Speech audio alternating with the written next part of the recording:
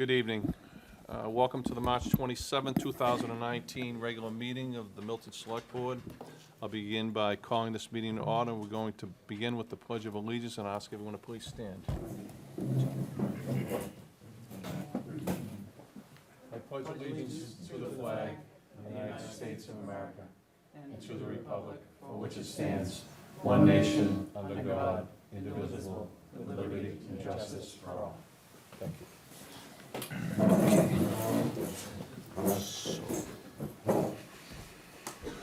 that a continuation, Mr. Chairman? Was that a continuation? Yeah. Okay. Okay. So I'm going to go to item 3, which is a continuation of a public hearing from March 13, 2019, with Mr. Chan's 534 Adams Street regarding his entertainment license application.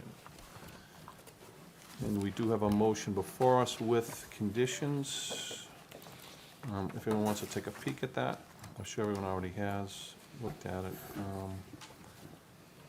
Mr. Chan, do you want to come up and join us?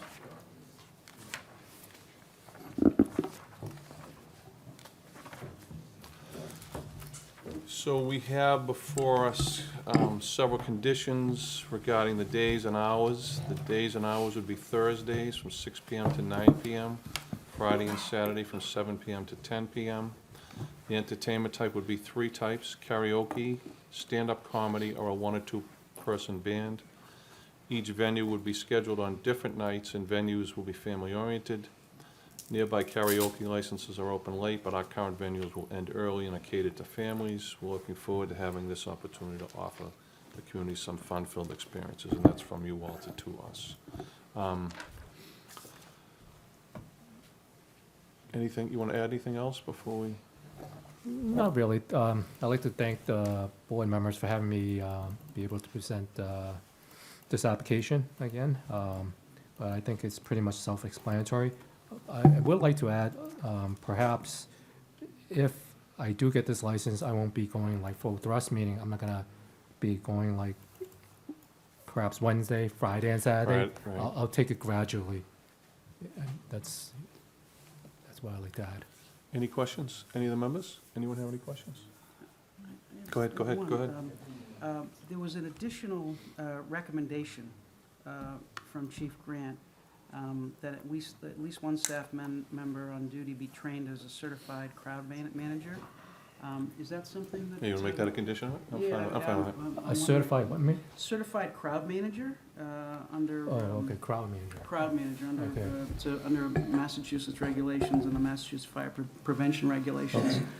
And that was one additional condition that the Chief Grant recommended, and along with the Building Commissioner, Joe Prondak. Okay. Does anyone else here to speak to this public hearing or have any concerns? Anyone here to speak to this? Any other members? Any other comments? The only thing I'd like to add is that I believe the difference between this amended application and as it was originally submitted, Walter had curtailed the hours so that the initial application, I think, was right up until the same time that you closed, but you drew it down by a half hour. Right. So the entertainment would end a half hour prior to the restaurant closing, allowing, roughly 30 minutes for the group or the act or the talent, whatever you'd like to call it, to kind of wind down and disperse, what have you. So I thought that was a nice concession. And he also elaborated and tried to drill down as to what sort of entertainment he anticipates that he may book. So I think that was a nice touch, and he made a good faith effort to improve upon the application as it was originally submitted. Okay. Anything else? So I'd entertain a motion pending the hours that have been recorded in the minutes here, they're outlined to us, and Mr. Zulis's amendment regarding the request from the fire chief. Yeah, the certified crowd. Good, you can read it. Want to read it? All right, I'll read it right in.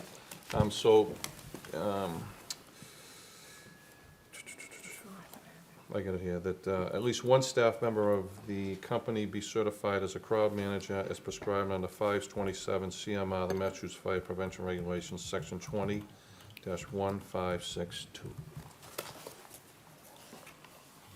Can I get a motion on this? You want to make a motion? I got it all in there, so I just need someone to Yeah. make a motion. I guess I would just like to hear from Mr. Chan, to know if you understand that and you need any more explanation. On the fire aspect of it? Just, yes. Yeah, obviously, I'm not familiar with the certified crowd management certification, but I'm sure I can find out Okay. as to how it needs to be done. So once you do that, you'd have to submit that approval to us. You'd have to submit, I'm sure there's a certificate that goes with it, so Correct. we'd want you to submit that to the office with Right. request. Great. Okay. Does Christine track those? She does, yeah. Yes. And Mr. Chan has been very helpful the last 2 weeks, working with Christine Stanton in our office to make the concessions that you're hearing here tonight, so I appreciate that. No, thank you. Thank you. Okay, Yes. Would you like a motion? sure. I move to approve the application for an entertainment license for Mr. Chan's at 534 Adams Street with the following conditions outlined regarding the crowd management per the recommendation of the Fire Chief, Jack Grant. And the hours outlined in your application that we read off tonight. And the additional language that. Yes, yeah, yes. yeah. Do I have a second? Second. Any other discussion? All those in favor? Aye. Aye, thank you. I'd like to thank the board again. Okay. I'd suggest, I'd touch base with Chief Grant on that, because that came to us from him. Yeah. Okay, item 3 is the continuation of another public hearing, which is continued from March 13th. This is a hearing for a liquor license application from the Milton Club, 193 Central Avenue. The only thing I'm gonna do is, I know there are a lot of people to speak, so going to, as we do in past large hearings, I'm gonna limit everyone to 5 minutes. You'll be on a timer at 4 minutes. Ms. McCall will let you know that you have a minute left. So, how many here to speak on this issue? Okay. So, anyone who's gonna speak, if you could come up, sign your name, state your name, and I'll go right from the front row here, whoever wants to go. Go ahead, Mr. Cochran. Just a procedural note that the hearing is scheduled for 7:15. I'm not sure that. So given that we have such a packed adventure, excuse me, a packed agenda Agenda. tonight. Sorry, it's been a long 6 weeks. A packed agenda. We'll start it, because I think we're gonna go beyond 7:15, if that's okay with everyone. Is that okay with you? It's fine with me, I just, I'm not. it's a Either public- that, or I can, you know what I'll do? Why don't I do this? It's a public hearing. I'm I'll not sure skip that we this, can I'll start. skip 3, and I'll jump to item 4, and we'll come back to 3. How's that? Is that amenable to everyone here? All right. So I'm gonna go to item 3, which is a final discussion, approve a carnal application for St. Mary's at Hill School, 250 Brook Road. Mrs. Marata, please come, you can grab another chair. If you could just, for the audience, both state your name and, So my name's Julie Murata. I live at Fort Coolidge Road, and I am the principal at St. Mary of the Hills School in Milton. John Flynn, Vice President of Dean and Flynn, doing business as Fiesta Shows out of Seabrook, New Hampshire. okay. So, I believe you're aware of this, the town council has given us some recommendations on the approval? No? So I'll read this. So, town council's given us 4 recommendations, and the approval shall apply to 12 amusement rides identified on the attached list that you gave us. Obviously, that you'll comply with the requirements of the Milton Building Commission, the fire chief, the health director, and the police chief, and I believe they've all weighed in on this. Correct. So they're fine. It shall not begin operations until we, the select board through the town administrator, receive written confirmation that the amusement rides identified in the attached list have successfully completed all required safety inspections conducted on behalf of the Commonwealth of Massachusetts Office of Public Safety, and inspections and by any authorized third party. The Milton Electrical Inspector shall also do an inspection prior to the carnival opening. And then before the carnival operators provide the select board an endorsement of its certificate of liability of insurance, which provides that the town of Milton is named as an additional on the policies of commercial general liability insurance, excess liability insurance, umbrella form, and automobile liability insurance. Those are Mr. the- Chairman, there was Go ahead. a late addition to that from town council that came in This is after number hours 5, this evening. okay. Correct. So, number 5 is, given the site of the proposed carnival and the nature of the activity and amusement rides involved, the town of Milton's interest would be protected by the regulatory process, including without limitation, the insurance coverage provided by the carnival company and the requirements to comply with the requirements of the fire chief, police chief, and building inspector and health director. And the alternative, if the town through the select board took no regulatory approval role regarding the proposed carnival, the town would be exposed to liability. Okay, I'll hand you a copy. Okay, thank you. So, since the last time I was here, I did hand deliver letters to the abutters. I'm aware of that. I did that. I only received a couple of pieces of feedback. One was a positive interaction with the neighbor as I was going through the neighborhood. The other, I did get an email from a woman, name is Mrs. Karoff, and she lives at 30 Ridge Road. And Yes. she had some concerns and questions about activity and what it was going to look like. She was concerned about the time ending at 10 p.m., so I've agreed to back it off and end at 9 p.m., so that will limit late night activity. Okay. You sure you're all right with that? I did speak with Fine her. with that. Okay. All right. Fine with that. I want this to be a family friend, as we've talked before, a very family-friendly event, mostly geared towards younger children in the community, so. So the second thing that she mentioned to me was, I didn't see your letter. It mentioned Ridge Road being closed. Yes, and I had said that at the last selectmen meeting, the that chief say I that? would like it to be closed for parking. Yeah, so I think the chief was gonna, you mean closed restricted for parking, not closed, we're not gonna close Ridge Road as if. I just don't want anyone parking okay. on Ridge Road.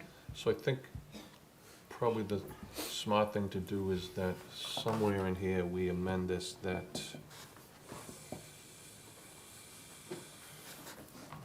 item 2, perhaps a comma after the Milton Police Chief to include any parking restrictions that he may deem. They may deem, okay? Any comments? Anyone else?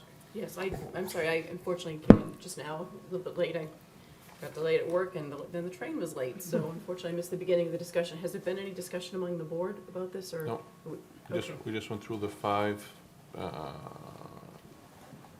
items that were outlined by town council to us this week. Okay, was there anyone here who spoke to the application? No. No. Is there anyone here to speak to this?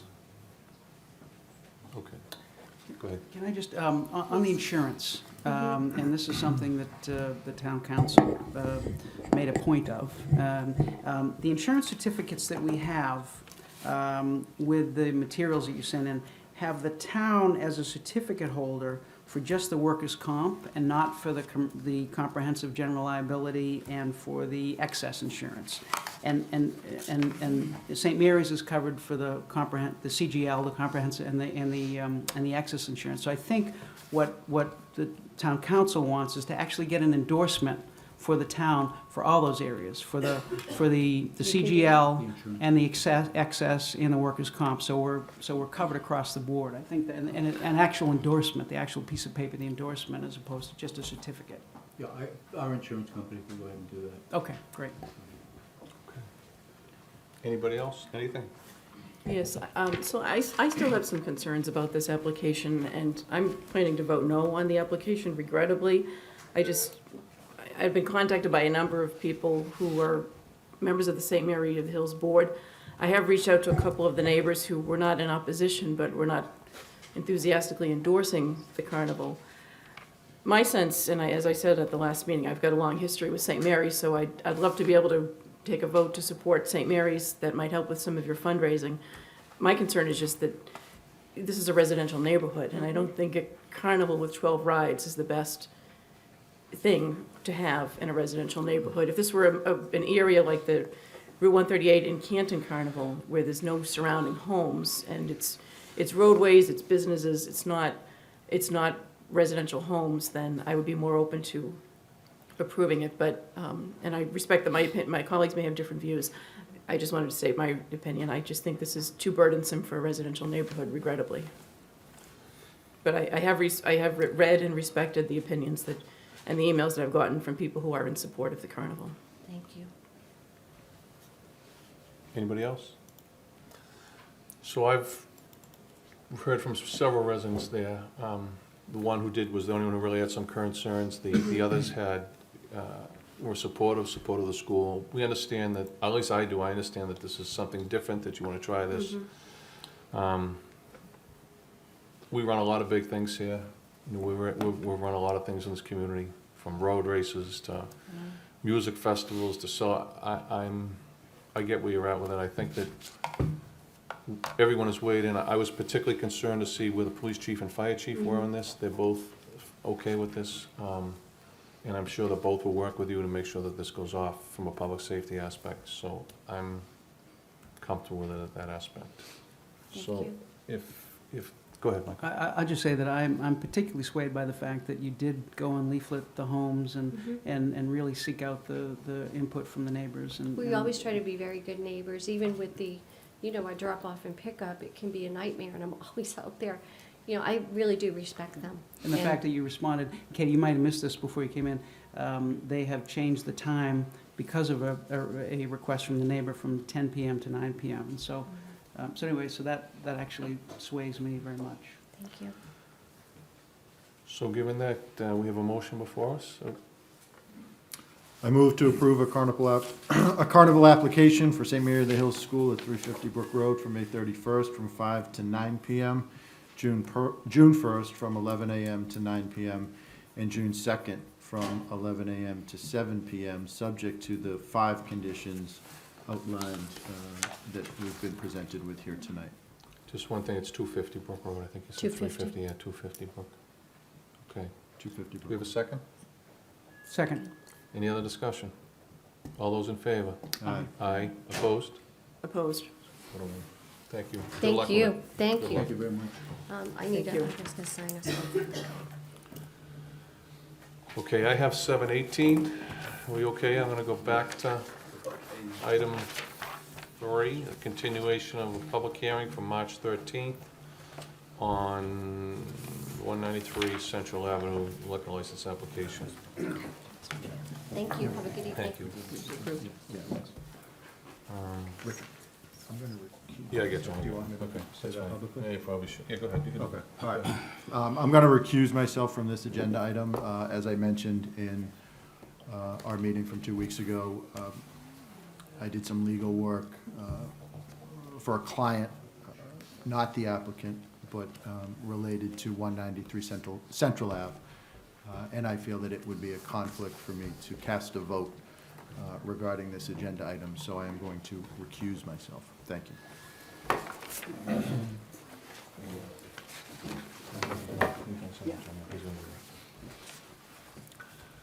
Okay, so a couple of things just to note for the record.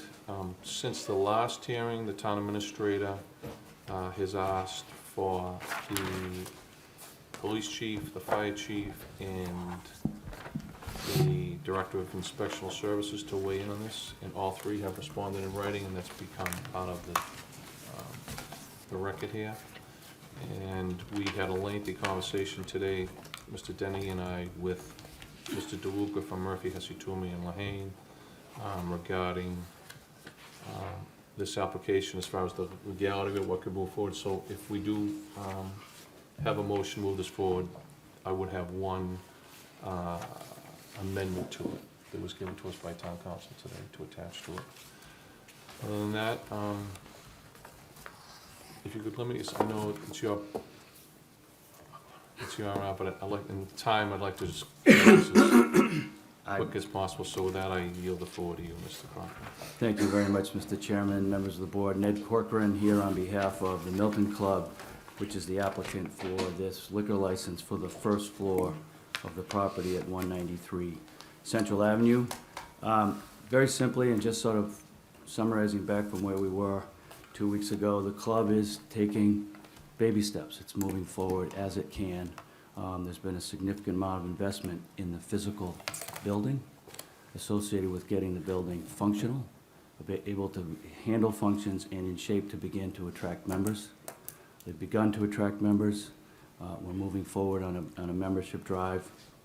We've currently got a list of members in approximately 20 to 25 and growing. That's fairly recent phenomenon as we've been moving forward with the club. and the application for 501c7 status is pending. You know, with the government shutdown this winter, there was some effect on IRS capacity to handle non-tax return related things. I think this is one of those things that's caught, but it's somewhere in the process, and at some point, we would anticipate the IRS to rule favorably on that application. The only other thing I would say is that this board has already approved 31 licenses, one-day licenses for this club in the last 6 to 8 months. I think there were 16 that were approved for calendar year 2018, 15 to date for 2019. If there were no conditions associated with granting a license for that purpose, I'm not sure there are any other conditions that should prohibit the board from granting a license more permanently. To put the club on better footing moving forward. That license is certainly renewable annually. It's subject to suspension or revocation if there are issues or problems that might arise with the operation of the club. I think it's consistent with the granting of other licenses for other facilities. And so with that, I would leave it to others who want to comment and questions that the board may have. Thank you. The only comment, just from my colleagues, so you can tell me where I go wrong, the colleagues, the comments the town council made to us today, because I had my own concerns about this. One was that clearly we are within our authority as this board to issue a license as a club license.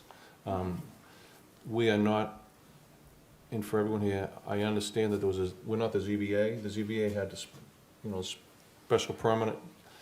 We're not here under that. We're under pre-existing non-conforming, which is also what he advises that we are acting under. We're only acting under the request for a liquor license.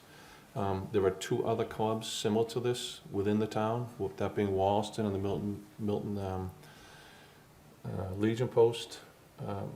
As far as your membership and how you do this, in both of those and in the Hoosier Club, they were both, all of them are establishments which have members, have rates and events for their members that are also open for the public and for the public rental, and that we are within our rights to do that here. The one thing that he did advise us is that your final approval will be pending, if we do make a motion to approve it, will be pending on that 501c7. You will be required to do that. And he advised us to do that too. So that's why I said, I don't know if you were here when I said this when we first started, that if we do make a motion to vote on this tonight, I would add that as a condition of the approval. That they have to Meet their obtain a 501c7? Obtain the 501c7, yes. Couldn't that take several months to Prior obtain? to the license becoming effective, or as a condition moving forward, that if we fail to secure that license, then that would be a cause for either a suspension or revocation? The way it was explained today was that the chair explained it properly then. Right, that would be a condition of your file. But we believe you would get that before the license. I think the license is gonna take a little bit of a while just to work its way, even if we approved it tonight to get through the ABCC, it's gonna take a while to work its way back here. I think you would probably have that before. And one of the things that's, well, I know One never that, knows with the IRS, I know with the part of the federal delay on the federal level is due to the shutdown, I get that. But that was the one thing that they were pretty, it was the only thing he was really adamant with us about, as far as a club license. When was it applied for, Mr. Corcoran? It's been within the last several weeks. I don't have an exact date on when it was applied for. I know that the accountant is working on that. In my experience is those applications can often take up to a year.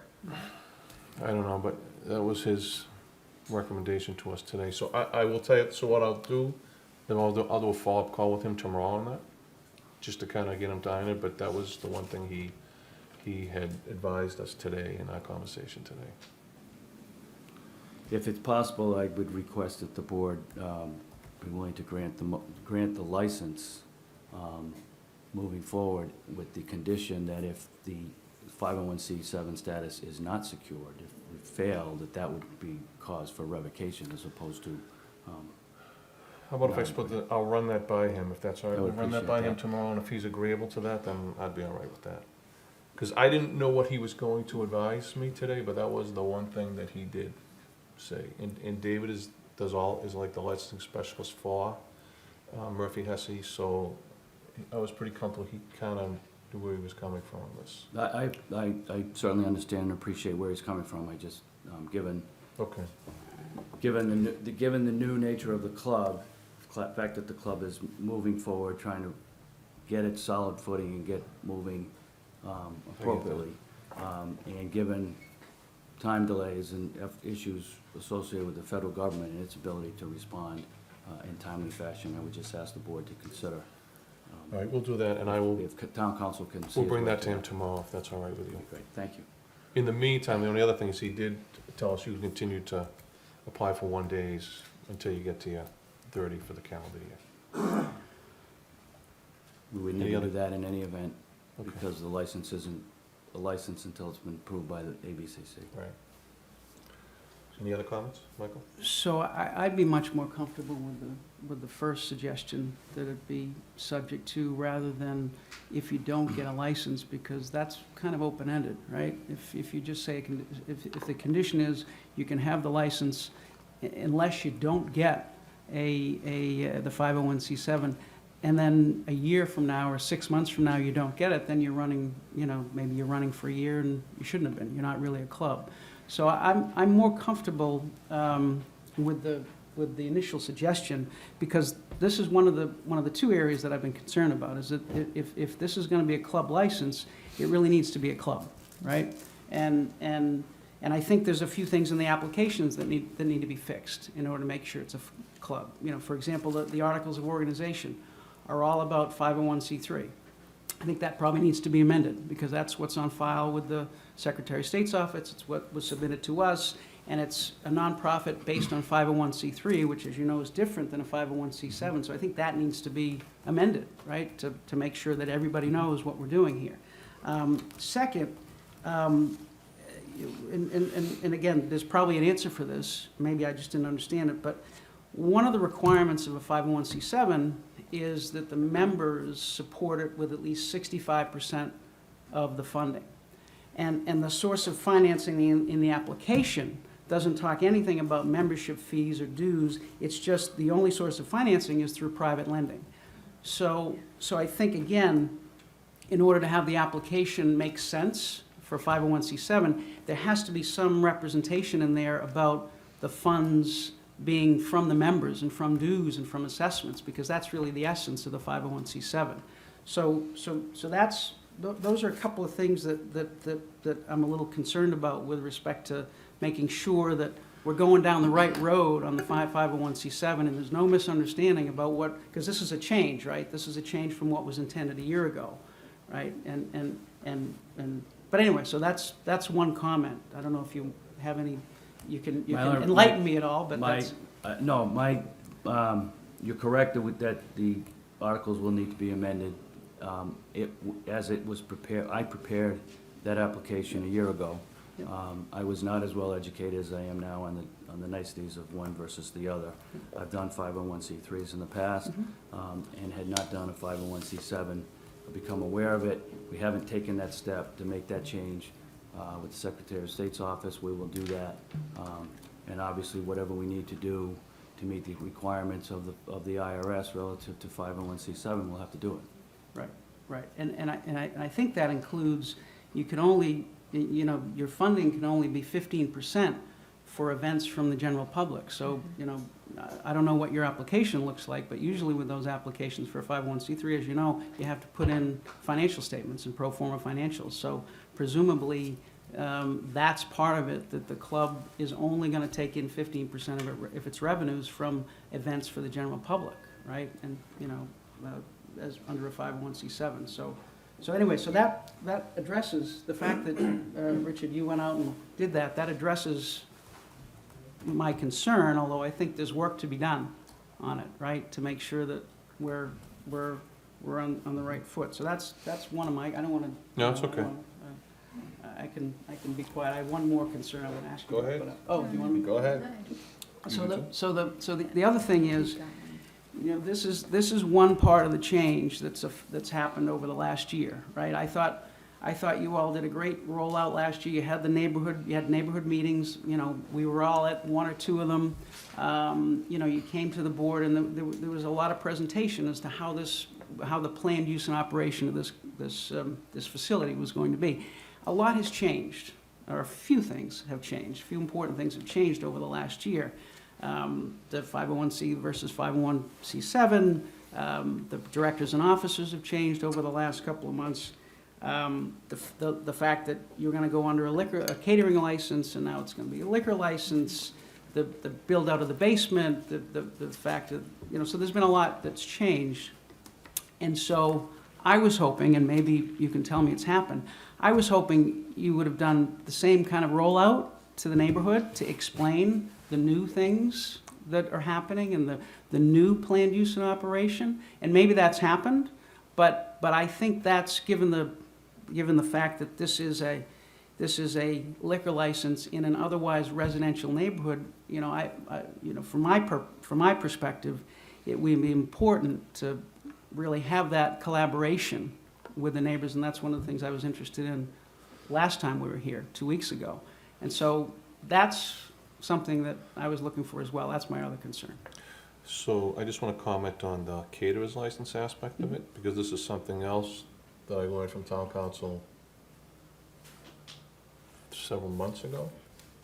So it was my understanding on a caterer's license that when someone, and I believe this was your intention, when someone comes into a community and they bring someone on that has a caterer's license, that caterer, you use that in lieu of applying for one-day liquor license each and every time you have a function.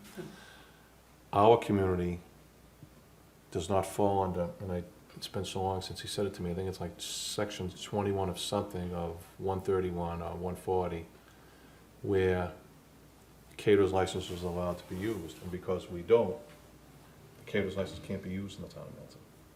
So the caterer's license reverts back to, you can use a caterer's license, but only 30 times a year.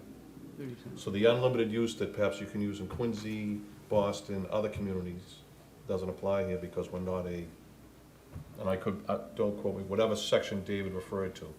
And that I know changed. That was, to me, that was a big change, and I don't think anybody knew that, including the initial caterer that you intended to use, who went out and sought, which was a Milton business, which out sought the caterer's license, thinking they would be able to, and that they came to realize that in every location that they do use it in the town of Milton, they can only use it 30 times a year in each location, because we're not a whatever chapter community, as many communities are. And one of the conditions of the special permit was that the food and beverage service shall be catered and all liquor and victualling, that's an interesting word, victualling licenses shall be held by the caterer. So I guess that's not possible now, or is that? Well, we're not operating currently I understand, under that permit. I understand. And so does applying for the liquor license mean that you have no intention of moving forward with the special permit? If we were to secure a license, we may go back and seek to amend the special permit to allow the club to operate with its club license as opposed to with the caterer license. So my Currently, they're question, operating with one-day licenses. so one of the things that he also made very clear was, because that was my concern, that the special permit and the liquor license have nothing to do with each other. You're applying for a liquor license for the facility under a pre-existing non-conforming, and he was, you can tell me where I go wrong, Michael, he was very clear, and don't cross the paths, keep them separate. And I got that. The sole activity that's happening at that property today is the operation of the club as a pre-existing non-conforming use. It's crawling, trying to walk, learning to run. In order to do anything else with that property, it becomes a combination of uses, which now brings it into the fold of that special permit.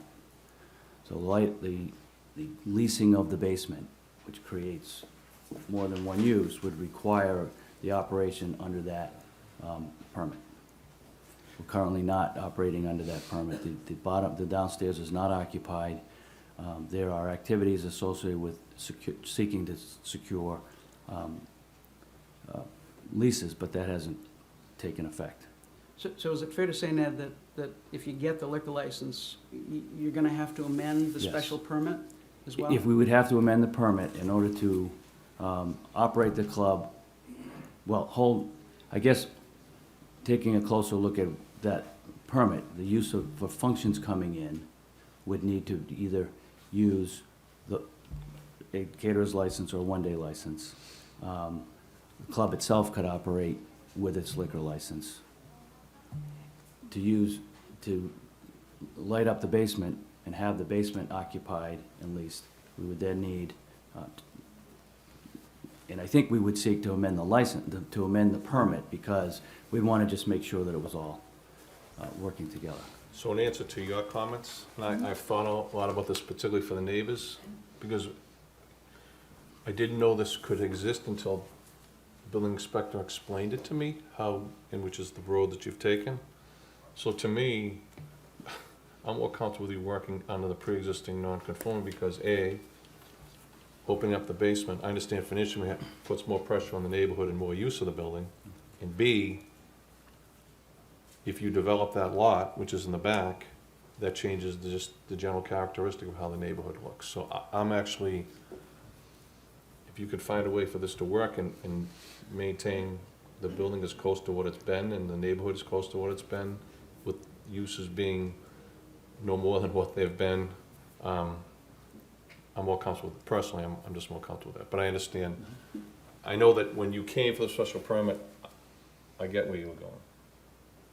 And the- But I also understand how we want up here as well. Understood, and the special permit was limited in time to 3 years, to make sure that there was a short window to look back at the operation if everything was operating at the same time. So, Okay. So Ned, could you, if you don't mind, No, go sorry, ahead. could you just address the collaboration with the neighborhood? so we've had individual conversations with people. I think Peter Kelly and his family have had individual conversations. We have not had another large group meeting. We've decided to just move forward with this application. We understand we've already had 31-day licenses and events that all seem to have gone off well. And based on that, we decided to move forward to seek this license. And we all did receive correspondence from the neighbors. We received correspondence in the past 2 days from other neighbors, so we've got quite a bit of correspondence. And as I said, we did get correspondence from the police chief, the fire chief, and the director of inspectional services in support of it. So I'd like to follow up on Mr. Zulus's comments. I think, as I said at the last meeting, I was inclined to grant a license, but if there hasn't been a meeting with the neighborhood, and if the potential now is to go back and amend the special permit, then that's a substantial change from what the neighborhood understood a year ago, and from what the board understood, and what the Board of Appeals and the entire community really understood a year ago. I appreciate, Ned, your comments on baby steps, and I've been to a couple of functions at the Milton Club, and the interior renovations are beautiful. A wonderful job has been done by the Milton Club and by the Kelly family on the property. But I think we need to continue this hearing, at least that's my impression, because I think that we need to give an opportunity for the applicant to talk with the neighborhood and to get a better understanding of what some of the future plans are. If a club license is issued, what are the plans for the basement? What are the plans for the club? What's changing? And we've heard from a lot of the neighbors that they haven't heard any update. They haven't gotten any communication on this. So I think that it would be better to continue this hearing to afford time for the neighborhood and the applicant to meet and discuss some of the issues. Maybe we can get a little bit more clarity on this 501c7 status. I don't think I'm in a position to vote in favor of the application tonight, because I would like to have a better understanding of what the future plans are for the building. And again, it's the historic preservation and preserving this site was a big issue at the Board of Appeals meeting. It was a big factor, I think, for a lot of people who wanted to see the building preserved rather than something else potentially be developed there. But I do think there's a need to have a little bit more transparency in terms of what the plans are for the neighborhood. No, I can just echo that as well. think the best I could say was that we'll be happy to meet with the neighborhood, but I think the board needs to vote. I would ask the board to vote. And with that, with the condition that it's subject to 501c7 status, I think that's important, but I Well, think. that's not what town council has proposed. Well, he's proposed that we could. Well, we can vote we on can it, vote but on you're, it, but it's you're pending, not, yeah, it's right, pending, it's it's not gonna get pending, you anywhere. so, right, exactly. That's my point. So how about if I offer this as a alternative, because I understand these are real dollars, that you've only got, I think, 15 left, how many? 16, if Mr. Cochran's numbers are right, 15 left 15. for calendar 15 year left, 2019. And I understand that these are real bills that you have to pay. If we were to host, if we were to, I don't know, if a I- host is to, go ahead. I just don't understand,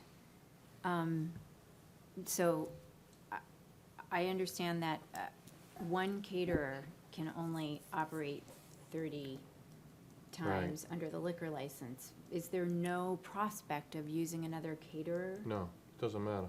So, that was So my there- question. So, okay. okay, so So you're a that's- caterer, I'm a caterer, and Michael's a It doesn't caterer. matter. We all Catered- have it. catered So do you get events. 30, I get 30? No, it's the It's the location. It's where location. you're going. Okay, It's all the right. location, which, again, I did not know this when it was first proposed, when I first heard, and I believe even the entity, and I know that the entity in town that obtained one did not know that until after they, relative to this town, until after they secured it.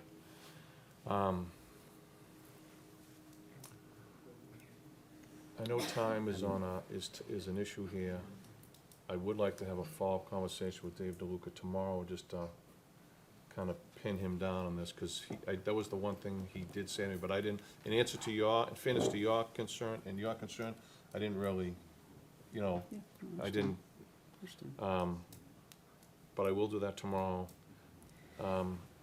Would it be amenable before anyone else has spoken, if we were to host a meeting in the next week or so between yourselves and the neighborhood? Or maybe even have it at your club?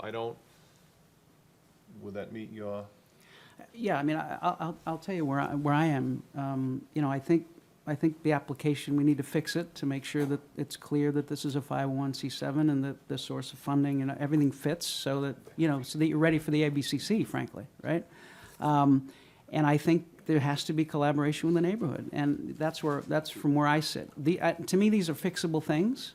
I think, I'm inclined to do it. I'm inclined to allow it, but I really think we need to get those things fixed. I think there needs to be collaboration with the neighborhood. I think we need to, get the 501c7 stuff fixed.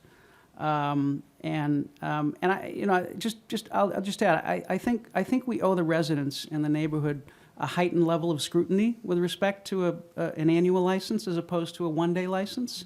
I think we owe the neighborhood and the residents a heightened level of scrutiny because this is a club and it's a liquor license in an otherwise residential neighborhood, and it's not a restaurant in East Milton Square. So it's a little bit different, and so I think we owe that. I think we have a duty to give that heightened level of scrutiny. So that's where I am.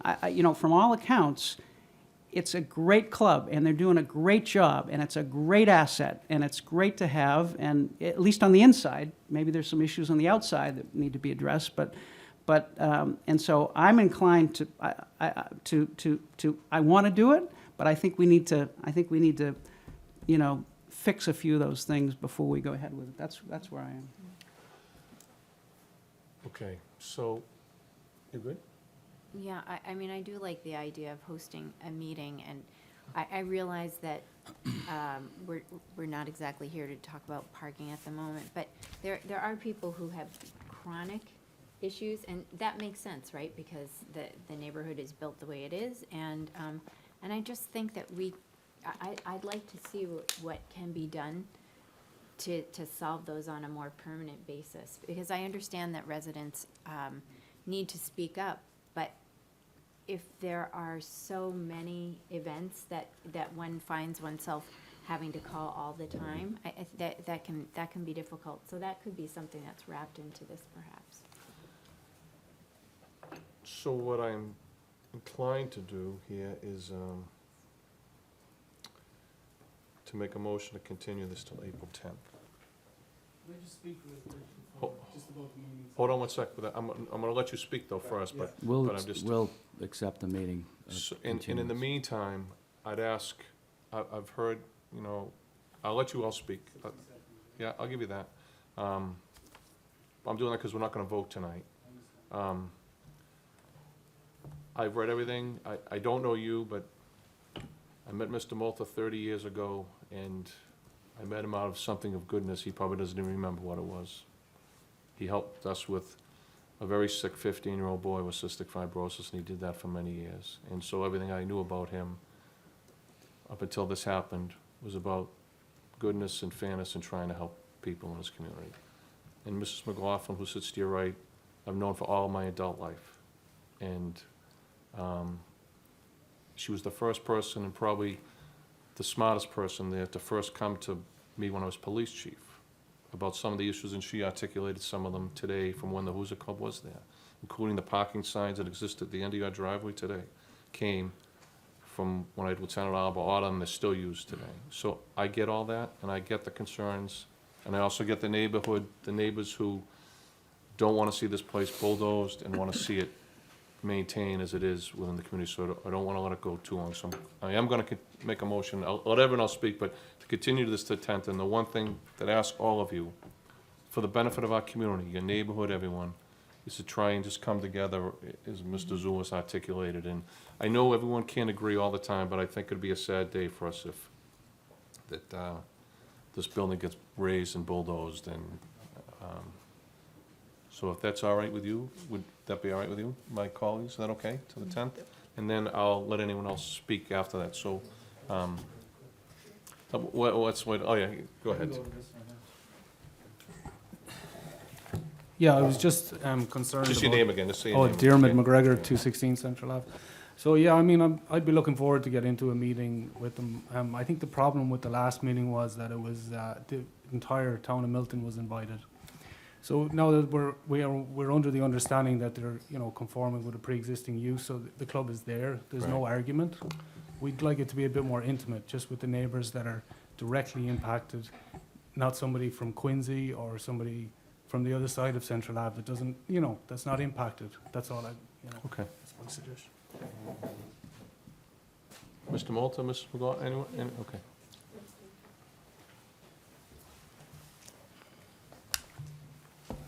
Hi, everyone.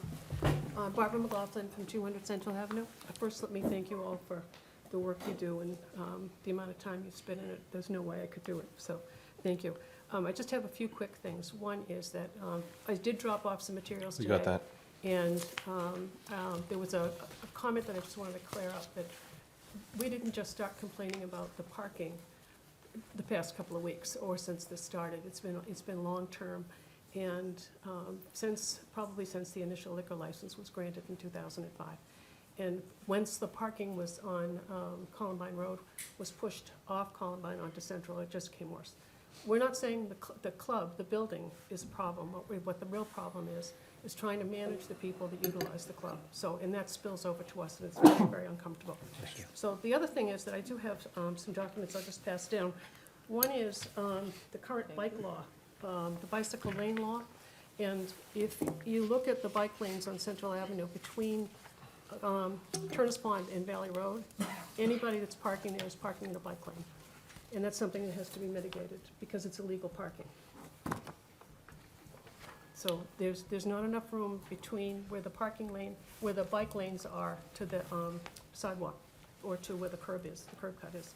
So, and then the other thing I added to this list is that at our last meeting, there was a comment made that it's very difficult for folks to get liquor licenses, caterers. And what we did find is in a Google search that there are many, many people around that provide that service. And a quick look for the Google search was, I found 62 and then called a number of them, so that's the last page of that, to see if they would come to Milton. And the answer was yes. So, and that's all I want to add. So thank you very much for your time. Appreciate it. Thank you. Mr. Malta, anyone else? Mr. Malta, yeah?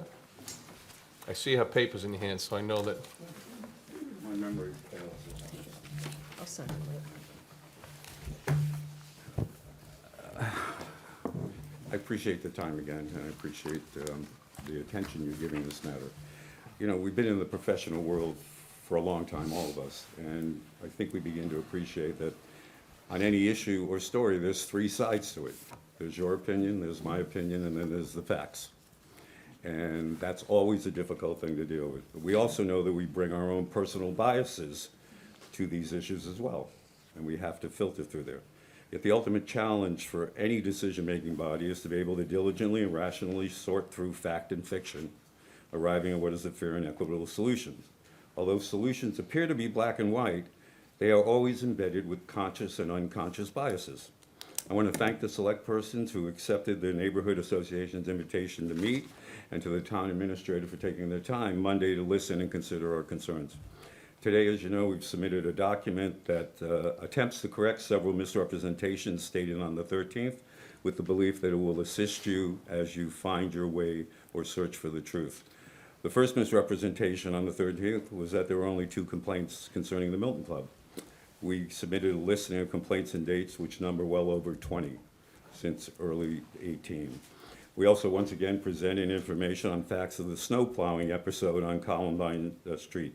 And despite club's contention that it was dealt with by them, we now know that the Public Works Department dealt with that. We also provided you with citations where the applicant and his lawyer has represented that they would not file for a full liquor license. And there are times, dates in there that they would not file for a full liquor license. For example, the Board of Selectmen on May 2nd, 2018, and that they would provide you with a business plan last February 28th on the 8th, 2008. Has the business plan been filed? Have you seen it? Well, we accept the town administrator's notion that we as neighbors should call 911 when we observe a problem associated with the club. We are sensitive to overwhelming that network with problems that ought to be observed and resolved before neighbors even have to place the call. That's what responsible operators do. They anticipate, they identify, and they speedily resolve the issues at their venues before they become problems. At our meetings on Monday, we heard that while on one level, the Board of Selectmen has only to simply approve this application, we also heard that the board has wide discretion when deciding this application. Even though a yes vote sends the question to the ABC, the issuance of a liquor license by a city or town is one of the more important and consequential acts that you will do as a public official. So we would suggest that in order to vote and pass it to the ABC, you are really making a definitive statement about an operator's sense of duty, their sense of community, their financial stability, their previous representations and history, and most importantly, their commitment to act as good citizens. If that's the case, we ask you to consider the following questions before you make a vote today or any time in the future. Do you believe that you have a thorough understanding of and have received appropriate answers to the following questions? While the club is presently permitted to operating under a prior non-conforming use and has not pulled the special permit they so urgently sought a year ago, what is the practical utility of that permit now to the neighborhood? What can we rely on? What can we call upon if we have an issue? The scope of the special permit, when granted, has specific performance statements and conditions upon which the neighborhood had relied. Representations like the improvement of the basement so as to provide space for neighborhood, town, and charitable groups to use. A very attractive condition and one that generated support. But why hasn't this occurred? Are there financial uncertainties, explicit or implied, plaguing the club that impacts its ability to comply with a special permit? Failure to live up to a special permit requirements by specifically avoiding drawing down the permit does not well represent the commitment of the applicant to behave as a good citizen. Again, absent compliance with a special permit, with a now dormant special permit, does that suggest that there may very well be problematic safety and environmental issues that can harm attendees and the neighbors? Do we know for a fact that the club has been approved as a C7 charitable organization? We just learned today that it was submitted several weeks ago. You're at 4 minutes, just to... Okay. Okay. Does the town know membership requirements, current number and dues? Finally, a good neighbor who is committed to being a good citizen would have in all probability held during the past year regular and productive meetings with the association. Yet Mr. Kelly has never once, not once in the past year, since the special permit has been granted, sought a meeting with the neighborhood association. And even more baffling to the neighborhood is that since the last meeting on the 13th, we would expect a responsible owner and operator, one who held collaboration as a worthwhile goal, having listened to our comments then, would have attempted to reach out to the association during that 2-week period and initiate a dialogue and seek an acceptable resolution. Clearly, that did not happen. So are we to conclude that this once again demonstrates the operator's disdain and deliberate disregard of the neighborhood residents? Now, I suspect you'll tell me that some of these concerns and questions ought to be directed to the Board of Appeals. Regardless of that, it is you and not them who would be approving a liquor license. Character matters. How you treat, interact, and respect the residents within your proximity are important indicators of character. The character and reputation of an applicant, as well as his present behavior as a neighbor and a citizen, ought to be material factors in your decision-making process. We, the Neighborhood Association, believe that this past year has underscored how callous an operation can be, and we believe that this presents serious and legitimate reasons to not approve this application. Thank you. Thank you. We gave you some of Mr. McGregor's time because he only used 60 seconds. That's great, I appreciate it, thank you very much. Thank you. I just want to respond to one thing that he said with regard to, I'm going to go back, I said this already, but I just want to reiterate. I, like you, was under the impression this would have been run under the caterer's license. But clearly, when I found out that we were outside the statute, I understand part of the reason, that's part of the reason why we're here now. So, anyone else to speak to this hearing before I continue it till the 13th? Go May I ahead. just, Mr. Chairman, and this is a little, just. You have 60 seconds. All right, a tad off topic, and I just want to correct the record because Ms. McLaughlin provided a very helpful packet. There were 20 complaints, listed email complaints, 10 of which there was an indication that there was no response. And you know, I've gone through and I think we found there was either a response or nothing was requested. And so the only reason I did that, we want to make sure that, you know, the town is responding. And I think at the end of the day, and I can get you what we've done with those 10 no's, we can show you that there either was a response or there was nothing requested. And so I think what it shows, and this is a little off track, is that the town is responding, and that the building inspector is responding, and the police department is responding. And the only reason I say this is that, you know, people are working very hard in this town, and the town administrator's office is responding. And the people work very hard, they take a lot of pride in their jobs, and I think the town is responding. I think that's what this shows, and I hope that's, I hope. Speak for a second? Sure. Bill Zucker, I live at 8 Ruggles Lane, I'm a neighbor. And I have to say, I came here today because I heard of some of the things that had happened at the last hearing in order to support the club and Mr. Kelly. And I think that what you have heard in large part are from people who were in opposition to the original special permit that was granted. The people who really supported it are not here tonight. I get that. But the reason that we supported it was because we not only wanted to preserve the historic structure, but the importance of the structure in terms of activities in the neighborhood. So while I'm here to provide support, I have to say that some of the things that I have heard tonight give me concern, because they give me concern if the special permit and the conditions in the special permit are not being followed. That is, the basement that was proposed was essentially to house activities for the neighborhood and the community. It was to house things like dance or yoga, to make the club more accessible to the community. And that was one of the reasons that everybody supported it. So what I say to you is, I won't be able to be here on the 13th. I'm actually going to be out of the country. You don't have to come back on the 13th. Well, your testimony will be noted tonight. But I think that the notion of having a meeting on the 10th, which I think is what you have proposed or suggested, or at some time prior to the 13th, so that these things could be explained to the neighborhood as to what the current state is, it is in fact an important part. But I do say that you cannot permit, in my view, the opposition to remove the tools to make the club a success. But what is a success? A success for me is activities that respond to neighborhood needs, and of course, the events that are there.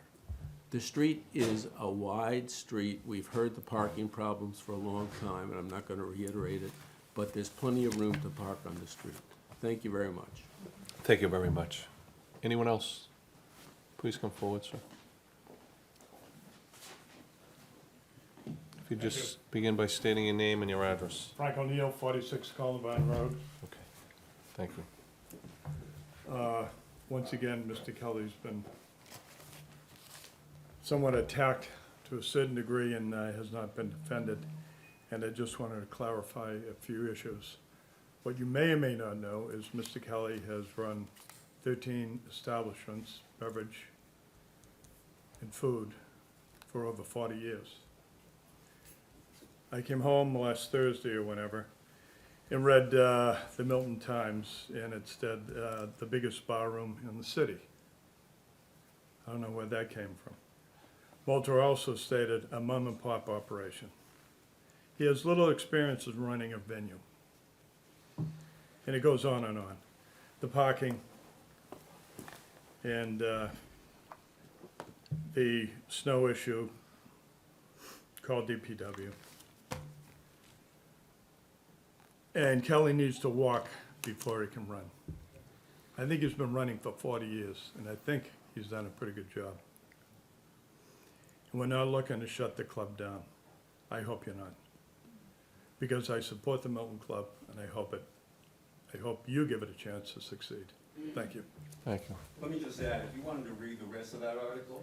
All right, all right, all right. You do not want to shut the club We're not gonna debate it here, we're not gonna debate it, please. The one commonality amongst all of us is 0286. Anyone else? Yes, ma'am, come forward.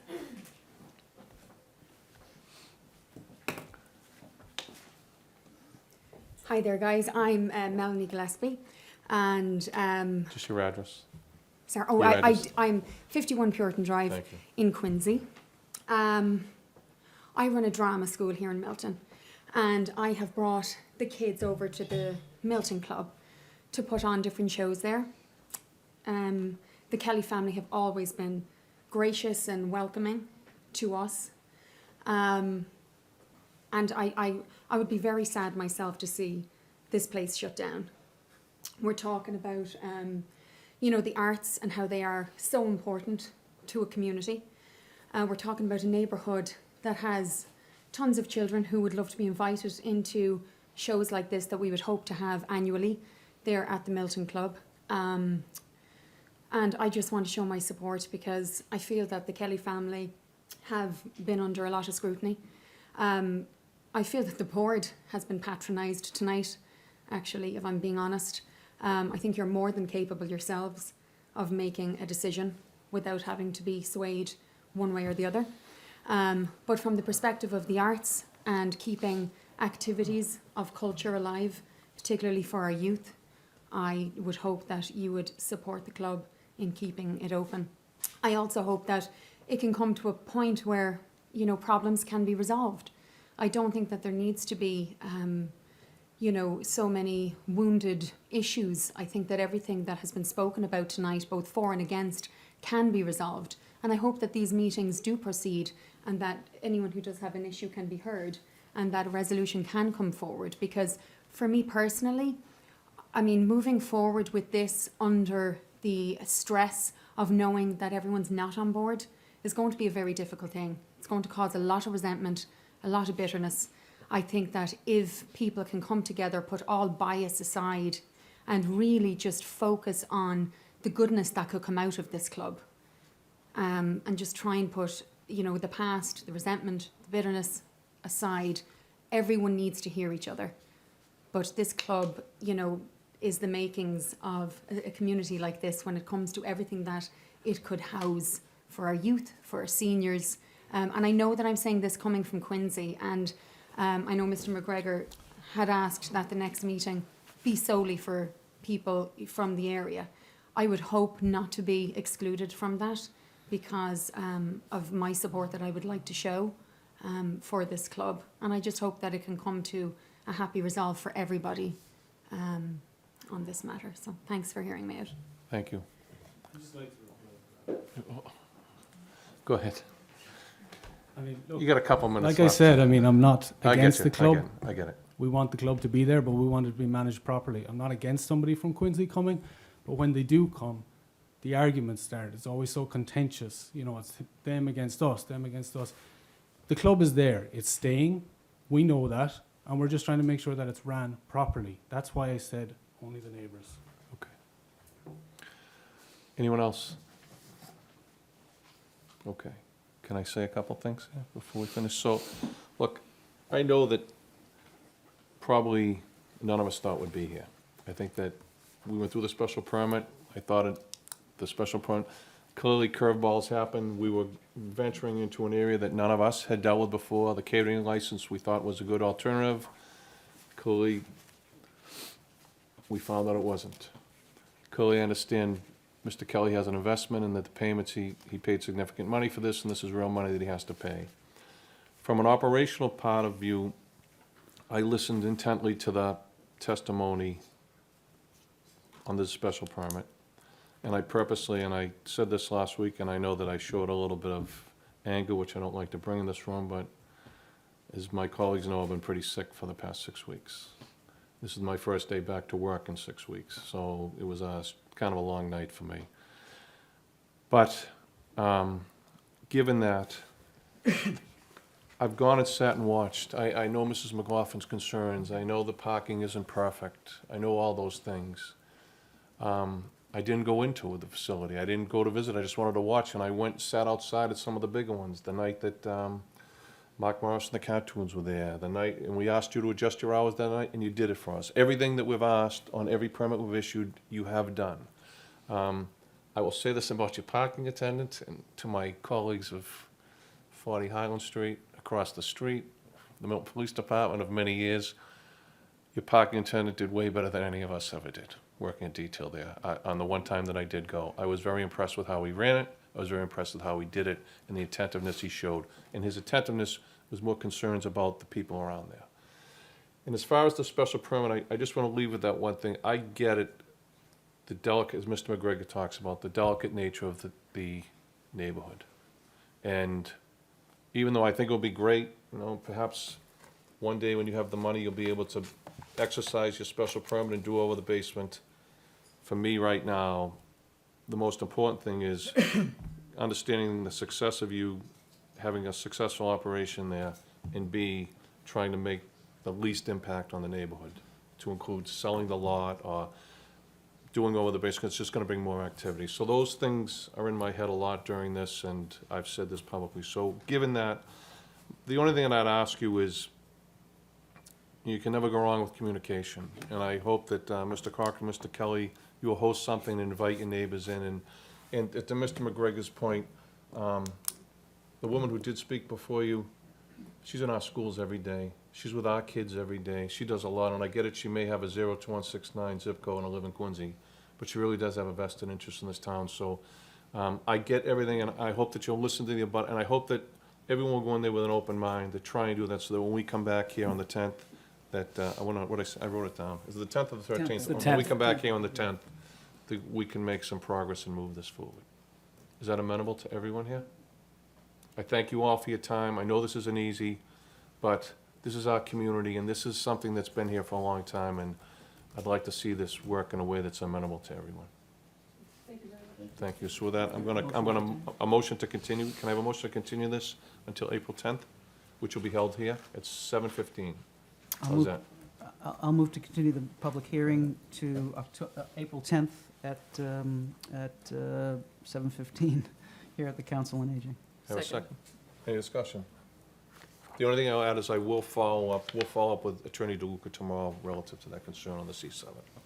Okay, all those in favor? Aye. Aye. Thank you all very much. Thank you. Okay. Number 5, is anyone here for citizen speak? Oh, come on, Jeff. Sorry.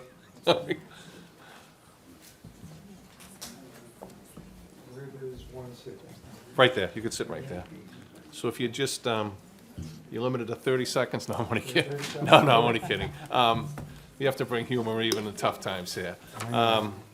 If you just give your name and your address, please. Good Even though we evening. know who you are and where you live, but just for the people at home, Good the evening. millions. I'm Jeff Stone. I live at 15 Loughbury Street, also a town meeting member. I'm here this evening to put on public record my concern and the concern of my neighbors about the non-availability of RCN cable and internet service on our street, in our neighborhood, and probably in much of Milton. I've already spoken individually with Ms. Conlon and Mr. Zulis about this. RCN has never been available on my street or in my neighborhood or in much of Milton.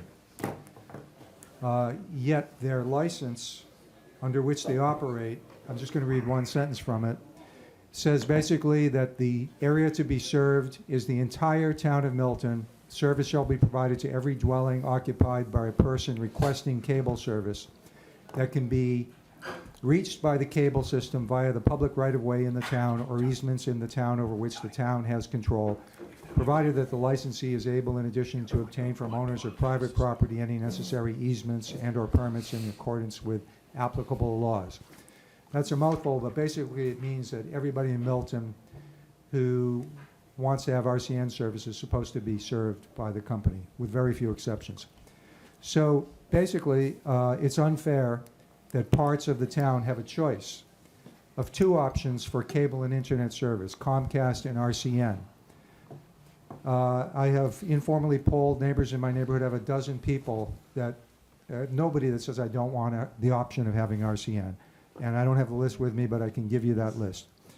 So finally, all I'm here for is to ask the board and perhaps the town manager, whoever is responsible, to follow up on an investigation as to whether RCN is in non-compliance with its license in not serving large areas of the town. Thank you. So I'm going to move to Article 25, which is citizen speak response for your benefit, and allow Mr. Zulis, who sits on the Broadway Committee.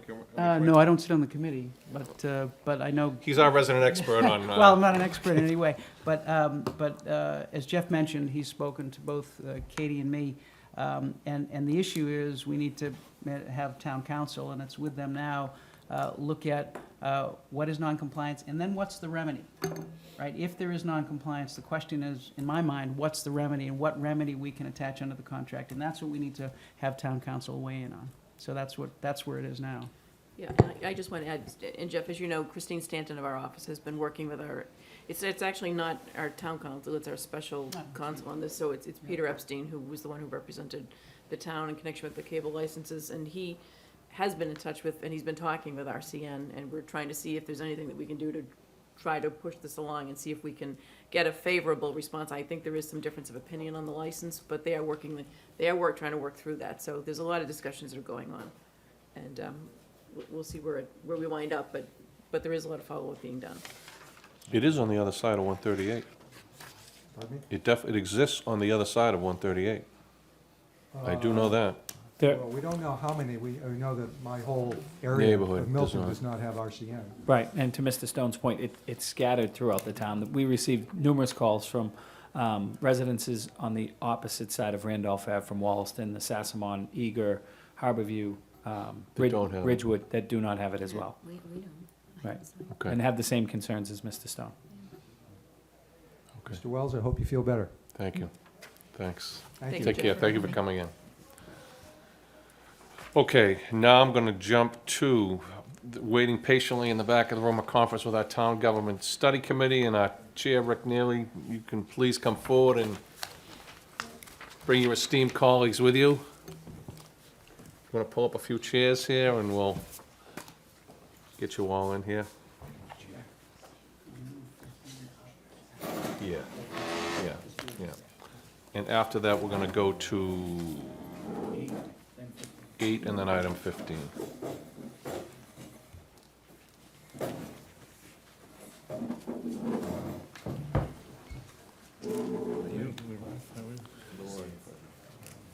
Good evening. Thank you for coming in. The hardest working committee in town? Oh, no, that's the one we can be sorry, Mr. Chair. No. Let me ask the members of the committee to introduce themselves before we start up, and Kathy Fagan can't make it tonight, but she's also a member of the committee. Leroy Walker? Carrie White? John Cronin. Marvin Gordon. Peter Mullen. And my name is Rick Neal. Thank you. Welcome. And thank you, Mr. Chairman, the opportunity to be here, and the reason we're having this meeting is to review the priorities and to get feedback from you on the objectives for the committee this year. We've had an opportunity to canvass most of you. I think we've met with just almost everybody. We've also met with the moderator and the town administrator. So we've come up with a list, and I believe you have a copy of that list.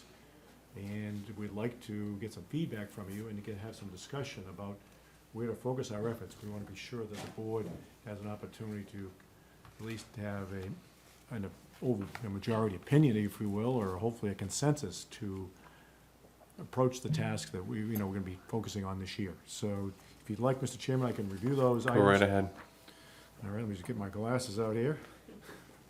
All right, the first one is the identification of efficiency opportunities and potential consolidation of grounds maintenance functions in the public works, parks, and cemetery. And we note specially that this would require concurrence by the select board, the park commissioners, and the cemetery trustees, should such analysis occur. A second one would be town and school benefits administration, consolidation, and efficiency opportunities. We know there's been some of that's been looked at in the past, and the question is whether there are still opportunities there. Review of various models for a design review board that would provide design, engineering, and construction recommendations to the planning board. This is another one that would require concurrence by the planning board that such analysis should occur. And I believe also the master plan committee has also been looking at this topic and this idea as well. Another one would be the review and make recommendations on the composition of the capital improvement planning committee. That is one that this board, your board has asked in the past that we look at, and we just want to be sure that the current board concurs that that's something we should look at, which was first raised 2 or 3 years ago, I believe. Another one is review various models for ex officio town meeting members. That's been raised a couple of times, and so we just want to see whether there's any consensus to do that. Onboarding and customized training programs for Milton elected officials, and we'd be including all boards and committees on that. So it would be both the elected boards as well as appointed committees. And finally, the feasibility of photo enforcement of Milton and state speed and traffic rules. So- Good luck. Good luck. I like that one, though. That's a mountain you just picked in that one there. That's not still on a hill. You just gotta climb a major mountain. Well, I think unfortunately that may also require state assistance Oh, at the yeah. legislative level. Oh, yeah. You may recall we tried this about 15 years ago, and Milton actually had 5 intersections that were really designated as prime for automatic ATS system, automatic traffic systems. And I think it was Granite Adams was #1 in town. And although our state rep is here tonight, he may be listening, so maybe he'll get you. It's a monumental thing in the legislature, but well intended. It's a good point. Well, the safety aspect around town, from personal experience, you cannot proceed at a green light. You must wait on all green lights. Look carefully before you enter the intersection from personal experience, because there are cars right now moving through intersections 10, 20, 30 seconds after the red light. Sometimes they just look around and go anyways. So, I mean, that's just one of the many here. So why don't we start with the first one, right? The first one on the list there, and get some feedback from the board and any questions. And members of our committee here can speak to it as well. This has come up, pardon me, this has come up before, and I know that there's been some discussion around this, Rick, regarding the, curb in versus curb out, and who's responsible for what, and there's, some uncertainty as to how to proceed, perhaps, with a few departments, and I would love to learn or get some feedback, some insight as to some efficiencies between, what falls under the umbrella of the Parks Department, what falls under the umbrella of the Public Works, maybe where they could work together, who would report to who and when, and so on and so forth. I think that bears some further study. I think you've raised some good points. Certainly in terms of the functions that would be performed by the Public Works, there still would be functions remaining in the recreation area. For example, if the park board agrees that's an area they want to go in. Well, I mean, we have two things right now to our benefit is A, you have a town administrator who has a very strong public works background, which brings a lot to the table. And both a consolidated facilities director and a new DPW director who mirror that the same. I know from the operations point, and I hear Bill Ritchie say this very often, is that it'd be great to have one workforce, one pool to draw from, particularly on the days when we, ice, snow, when, there's no grass or leaves that you can have, but, you need all hands on board. And I think all of us in this room, especially anyone who was involved in town government at the time, remembers the winter of 2015, where we were whaled and was so far behind the 8 ball that even when the National Guard showed up here, they just were like, you're in a big hole. So I think to Mr. Farrington's point, and I believe I articulated this to you when we met with you, that it's just a smart move. And it was you who said many years ago, going back to, I believe, when you sat on this board, that, when it snowed, everybody got involved, and I know your colleague, Mr. Gordon, had some very good points about this as well, so I'm all ears on that aspect. But it will require communication. I see Mr. McKay's, it'll require some communication. Mr. Walk is going to chip it, go ahead. Well, right, and the important caveat there is that we would look to the select board to seek the concurrence of the cemetery trustees and the park commissioners, that this is an analysis that they would also be Want to be part open of, to. absolutely. Well, I think number one and number two are the two most important ones on the list for the committee to explore this year, for the remainder of the year, because I think you're sunsetting at the end of the year, so you're winding down. But I think those two are probably the biggest ones to focus on, in my view. Okay. Go ahead, Michael. I just might add, I think one, in some respects, it may be overstating it to say it's the third rail of Milton government. But to the extent that you can come up with a plan, and we can all come up with a plan to find some efficiencies in those areas, public works, parks, and cemetery, and that will save money, and it will make the town, in my judgment, work better.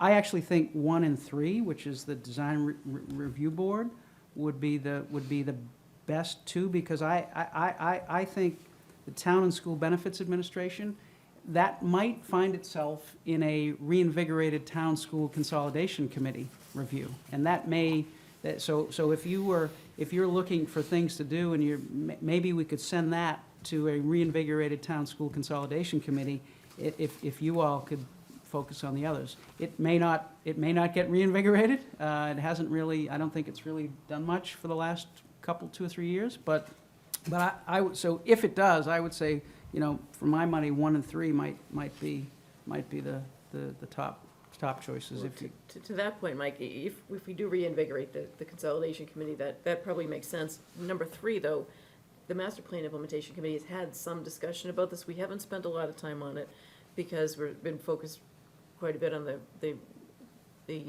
Wharf. the wharf and Milton Village, and now more recently the town center. But we have had some discussion about recommending this, and it would just be something that perhaps the two committees could discuss, or talk Work between together. the chairs, could discuss whether that's something that maybe our committee just decides we should defer to the town government study committee. So I'd obviously want to see what the chair, Cheryl Tagayas, had to say about that. That's key, is working with the planning board Yes. to make sure this is something that makes sense for their efforts. You comfortable with that? Yeah, 3? So you're 1 and 2, you're 1 and 3. If we can get 2 Right. done somewhere else. So I just have a question. Oh, no, I'm sorry. No, that's okay. I concur with Mike that I think 3 is important, but 2 definitely needs attention, so. I agree. That's a dependent. And I do know too that both Chase, Michael, and Bill Ritchie would like to address this too, sooner versus later, so I agree. My question is, because I sit on Capitol, and this is the first time I've seen this in black and white, so like what was some of the recommendations that came to about review, because you've sat there for many Right, years. so the first time that this possibility was raised was when there was a recommendation at town meeting to increase the size of the Right. committee and add a member from the library. And at that time, the selectmen, now the select board, said, well, we're going to approve this or recommend approval of this, but we also would like for the Town Government Study Committee to look at the composition to see whether perhaps different types of architectural or design expertise or capital construction expertise might also be helpful. And we just didn't have the time to look at it then, but that's where that came from. It's a good point. Oh, I'm sorry. go Could I ahead, just Kitty. add to that, to what Leroy said? The idea at the time, from the prior select board, was that perhaps it should be more like the warrant committee, where you don't have a school committee member, a library trustee, a member of this board on it, where you have departments that are all advocating for their own interests, but you have more of a warrant committee approach, where it's a group of citizens who are supposed to look at the whole and make the decisions based on that, rather than advocacy by members of boards for their own departments. That was one of the things that to follow up on Lori's comment, that's one of the things that generated the discussion. So my only disagreement with that, and now sitting there, is that people like Bill and Amy, and they're able to see, Well, yeah, they're right. able to. And as someone who sat on that committee Yeah. for several years as well, I would say that the leadership that Amy provides, that Tom Hurley provided, that I'm sure you're providing now, at no point did I feel like members were simply advocating for their part of the town. I thought that the committee worked very well yeah. together. It does. But the question was whether it might be even better served by particular types of expertise that could be helpful. And one of the things we would do is look around the state and where other towns, cities and towns do. I mean, that's the benefit of the committee, is being able to do the research and see what your peer communities are doing. So my one question to you is, how many of these are workable for you to be able to tackle in a year? Well, I was actually wanting to speak to the. I knew there'd be an answer to this. To Ms. Conlon's point. So, we are scheduled to sunset at the end of the year, but that's not necessarily the case if the select board and the moderator decide that there are important issues that might continue to benefit from some attention. The other point is that each of these issues, which we think are all very important, have come from all of you. That is, so there's a sponsor for each one of these. We promise not to link sponsors to ideas, but at the end of the day, we felt that every issue on this list is something that could benefit from some attention from the committee. I'm fine with that. I think realistically, you're talking 2 or 3 of these, because obviously the committee can break into subcommittees, and it needs to, on a timing basis, work with the other boards. And obviously, we can do some of these in parallel, but certainly Leroy's right. The question is, depending on the scope here and the effort required, it may exceed the term of the committee.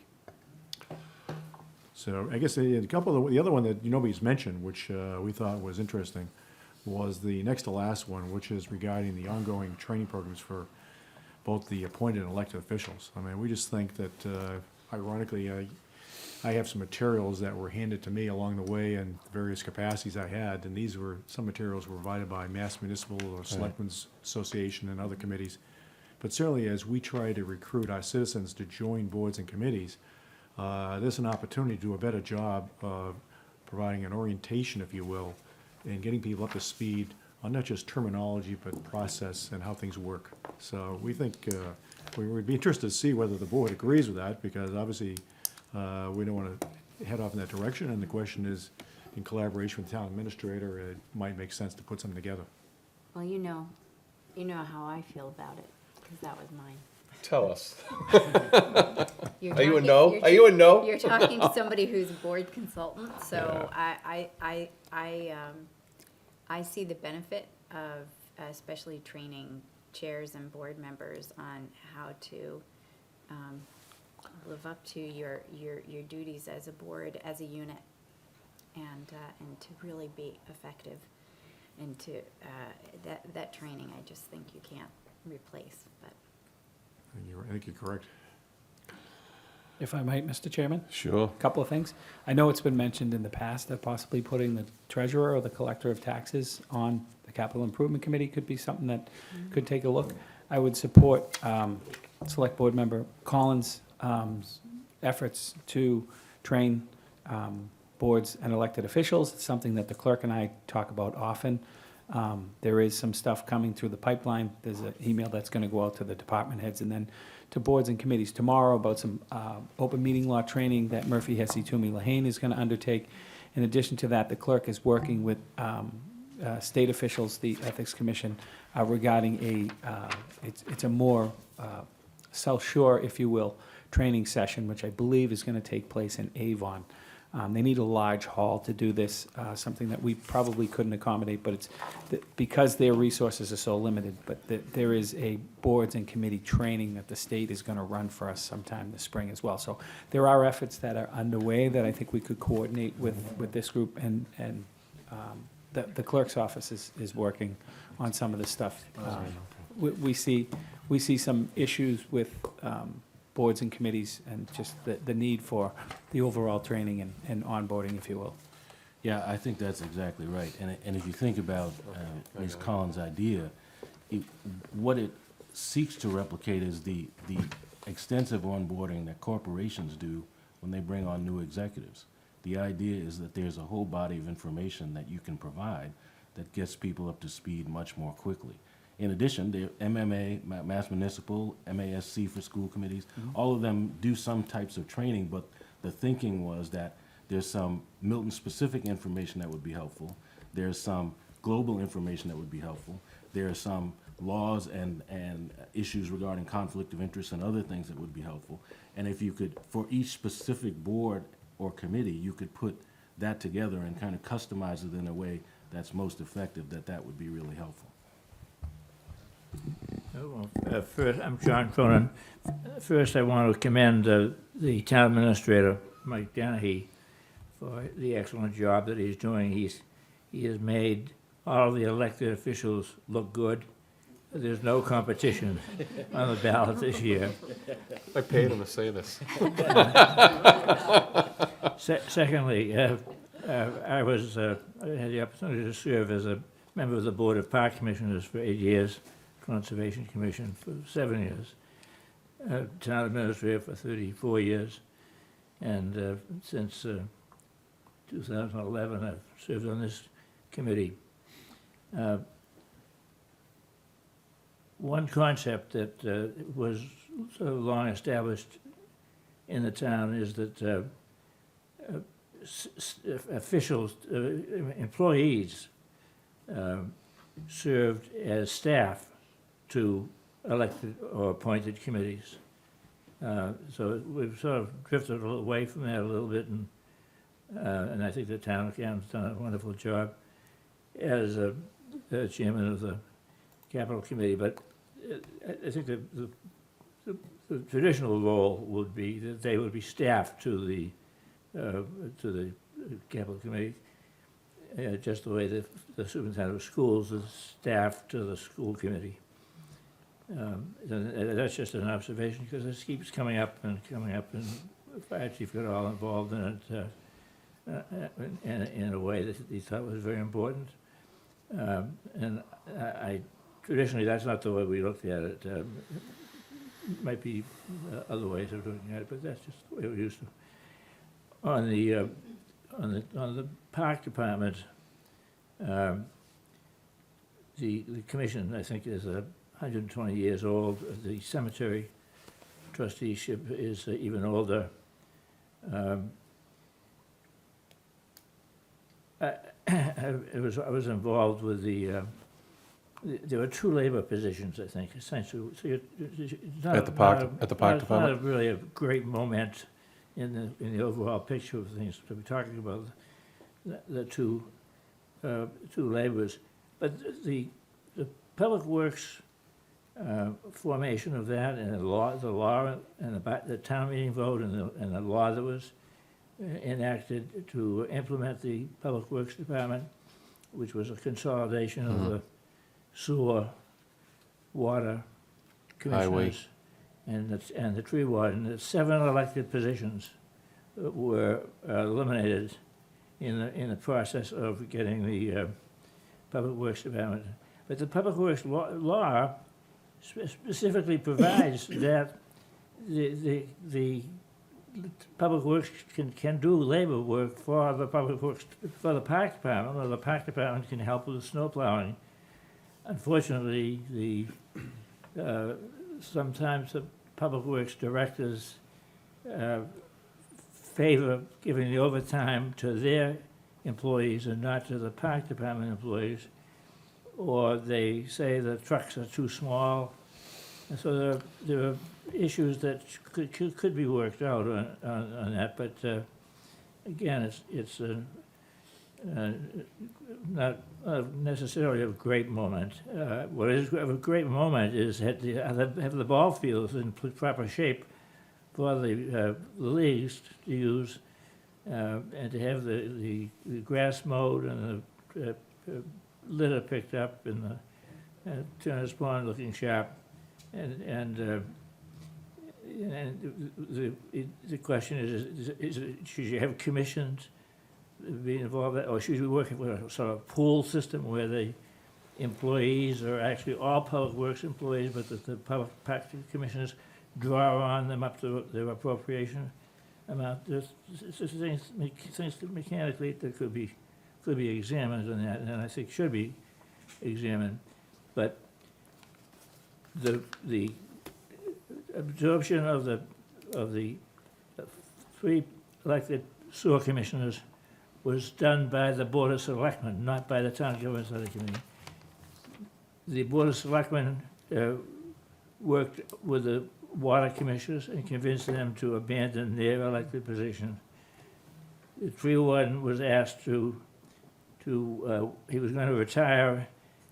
He stepped down, wasn't going to ask him to seek re-election, to give the selectmen a year to get an article through the town meeting to change it from elected to be appointed. It was the selectmen who handled the political issue side of it.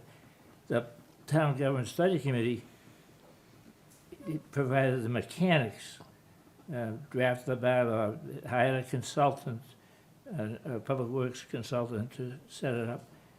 And I think that was a good format to follow, because the selectmen have the standing to work with the elected officials to modify the way things are set up. So I just think that's important to understand.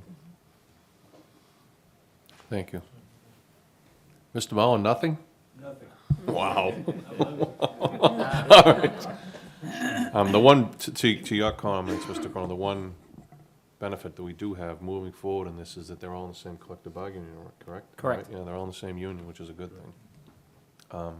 If this is something we were able to do, or to try and do, so.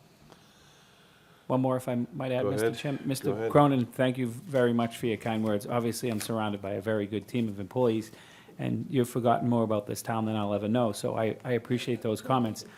There will be a consolidated efforts of sort undertaking Friday when the street hockey equipment shows up, and it's going to be a consolidated effort between Consolidated Facilities, Parks employees, and Public Works employees to make sure that that temporary location gets placed out. So there is room for consolidation, and there is an appetite for that. So I appreciate the kind words and know that there is efforts underway soon. I will leave you with this last comment to follow up on Mr. Dennehy, is that if I were to look at the proof, something that you've done here because of your work, it is a reality today and a true benefit to this community is Consolidated Facilities. You know, I came to work here 35 years ago, there was no such thing. We had just gone to the DPW, it had just happened.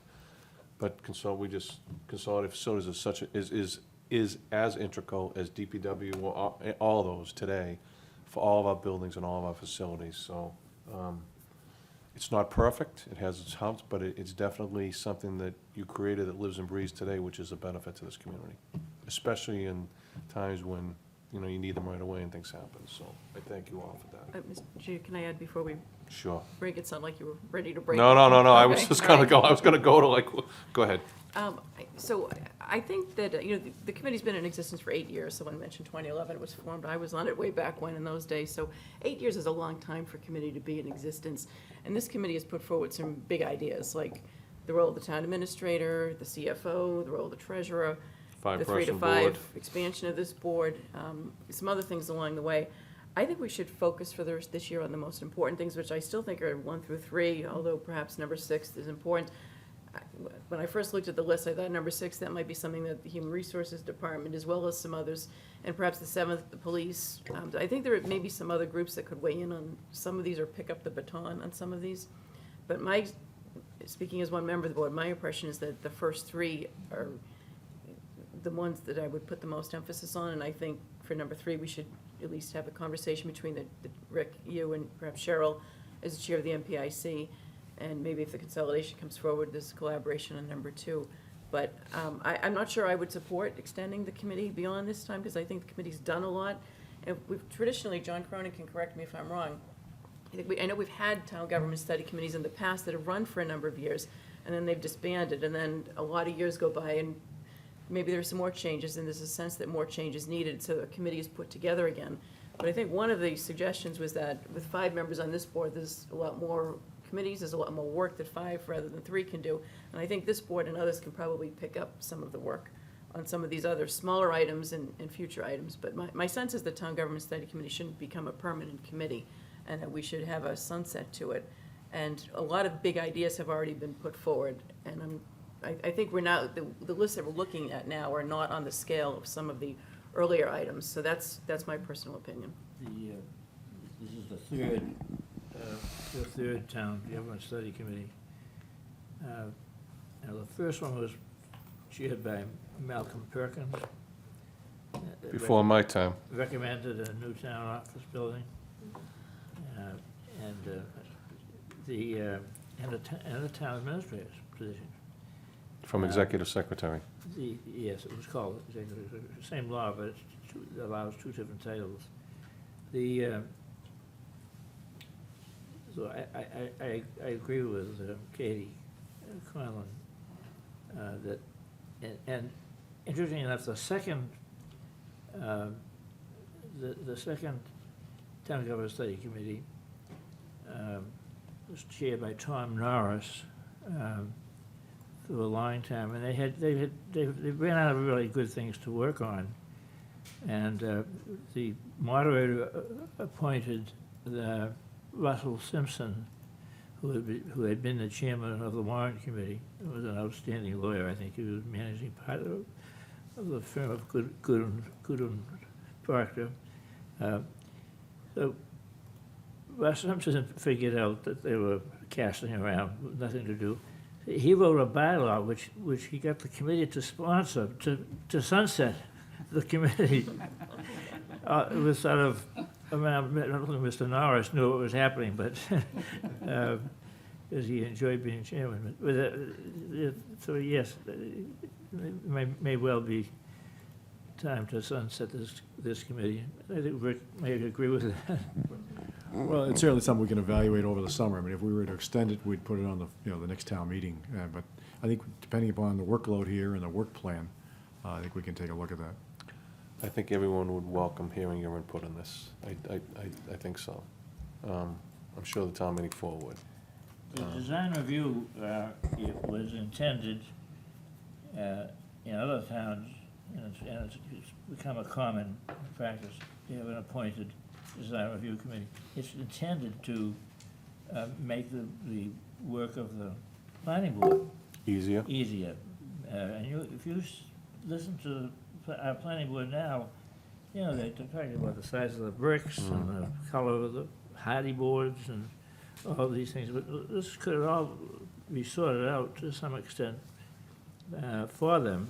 They make the decision, but it's usually a bunch of architects are on the committee. And I know Situate has a functioning one, but there are many other towns that have design review committees to help the planning board. So I'm okay with 1, 2, and 3. am I right? Yeah, 1, 2, and 3.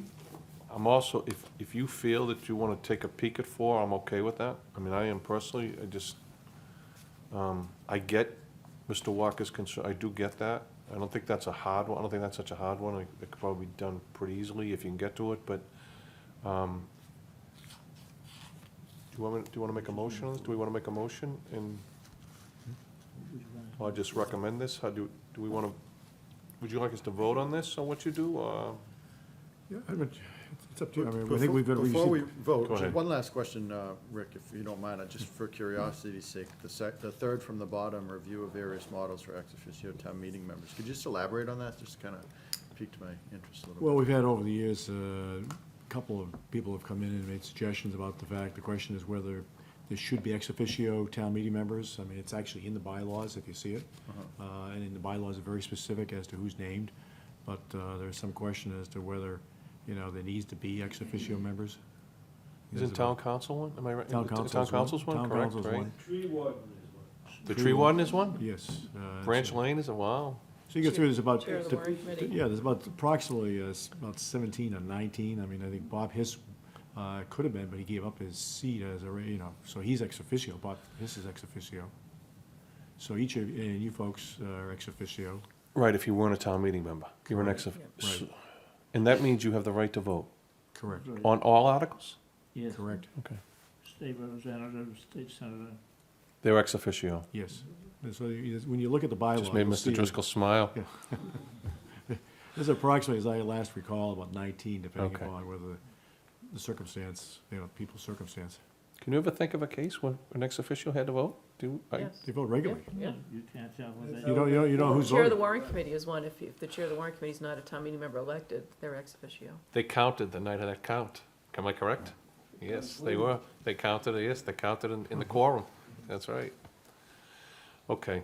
That's sort of, Tony, that was sort of the history of the. So, but did, without revealing too much, did someone bring this to your attention and Yes. felt the need that the number needed to be drawn down upon, curtailed? Correct. Okay. I was just curious. It occurred in 1927 when you changed from an open town meeting. To an elected. No, I don't remember this. They adopted the charter of the town. In 279 elected town meeting members, and then I think it was really sort of figured to 21 non-elected. Okay. For a total of about 300, roughly 300. Okay. I don't think you need a vote. We have a good idea of the consensus. I mean, Yeah. I'm not sure the motion would be difficult to put together, but we certainly have a sense from listening So to I'm you. gonna say we prioritize 1, 2, and 3, and if you can take a look at 4 as well. Is that okay with everyone? Is that amenable? Yes. It's Melinda, six. What It's- about the second to last one? I mean, we don't wanna. Oh, no, I hadn't seen the full list until we got the full list, and looking at the full list, my feeling was 1 and 2, but I like your idea, and so, 3 has been something I've been talking about since before I got on the board, so, and as Mike said, Susan Galvin and other people are starting to work on that, so. Okay. One additional thought on that one, too. Someone that I've encountered, I'm sure we all have, Division of Local Services, Sean Cronin, is it, Mike? He's dynamite, and he loves to come out. It's part of his job description, but I think he really embraces that. And, to the extent that we could put something together town-wide and propose that to DLS, I think Sean Cronin and his team would be willing to come out. And I think that would be worthwhile and beneficial. I know I would attend if we're able to coordinate something like that. Certainly, yeah. Do you have a good relationship with him? Yeah, yep. Okay. Anything else, Mr. Gordon? The boat in the water yet? It's coming, it's soon. Not just correct John on one thing, but it wasn't the second town government study committee. It was the one that I was chairman of when I retired. Norris took it over. And I was there when we did all the public works things. I just heard now, 40, 50 years later, that the selectmen did all the politics and we did all the nitty-gritty. I thought we were doing a lot of politics when we eliminated 8 or 9. We helped them, elected it was the positions. mechanics. But Thank you anyway. very much. I will Thank you, say Mr. this Chairman. Thank you. to all of you. Cast in Thanks. history. When you walk in the room, you truly bring, each of you bring Richard G. Wells Senior back Thank you to very the much. room. Not Richard G. Wells Jr. Thank you all. Thank you for your time. And Mrs. Fagan as well. All right, I'm going to jump to item 8. We have our patiently waiting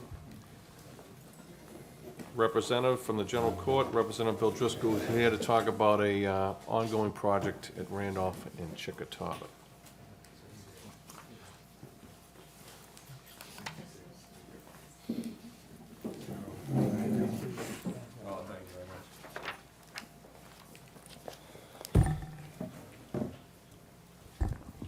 I think John Driscoll was the only name they didn't mention tonight. Yeah, well, thank you. It's a tough act to follow. We live in a special place, and you have that many people, giants of, that sat in your seats previously and worked in the town administration and in town government. Pretty special to see, they're still involved, being involved since 2011 and many long before that. So, tough act to follow. But Mr. Chairman and members of the Select Board, I will do my best, Mr. Town Manager.